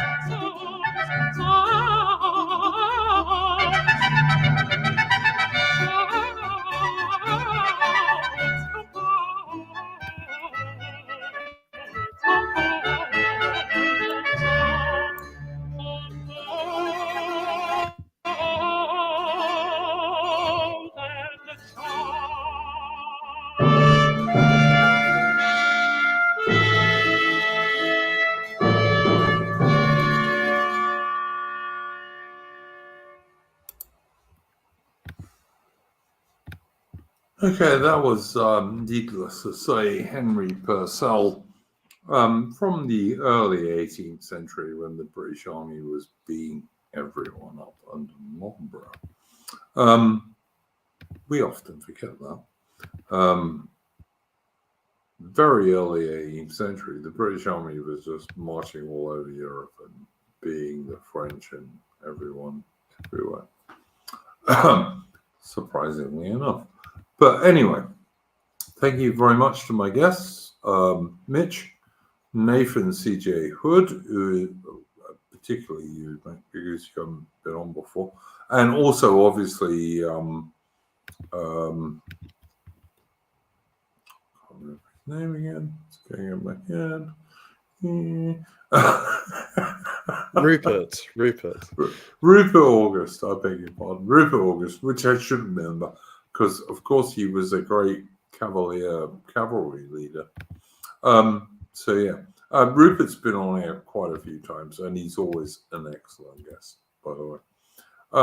Thanks, guys. I don't know. Oh, Bilbao in the chat is saying something I totally agree with. Go and check out the Franklin if you're looking for something to do after this. Absolutely. The Franklin, I am happy to say, is a member of my Discord. And yeah, he's really good. One of the best Australian YouTubers. Yeah, go and check it out. Oh, and he's live now, apparently. All right. Well, if he's live now, go. He's streaming at 11 a.m. Aussie time. Says, yeah, all right. Go and check out Franklin now, guys. He's one of the very best Australian YouTubers. And I'm really, I've known that dude for, I don't know, 8 years, maybe. So yeah, go and check out the Franklin. He's really good. Thank you to all my guests. Thank you for everyone who's watching. We'll see you next week. I do have, I must say, I almost forgot, I should be doing a stream on Monday with Horace. And it's going to be about British tariff preference circa 1890, which you might think is boring, but it ain't. It's very important. And we will then probably go on to The Last 1,000 Days of the British Empire, which is an excellent book. That's about it. Go well, guys. Thank you very much.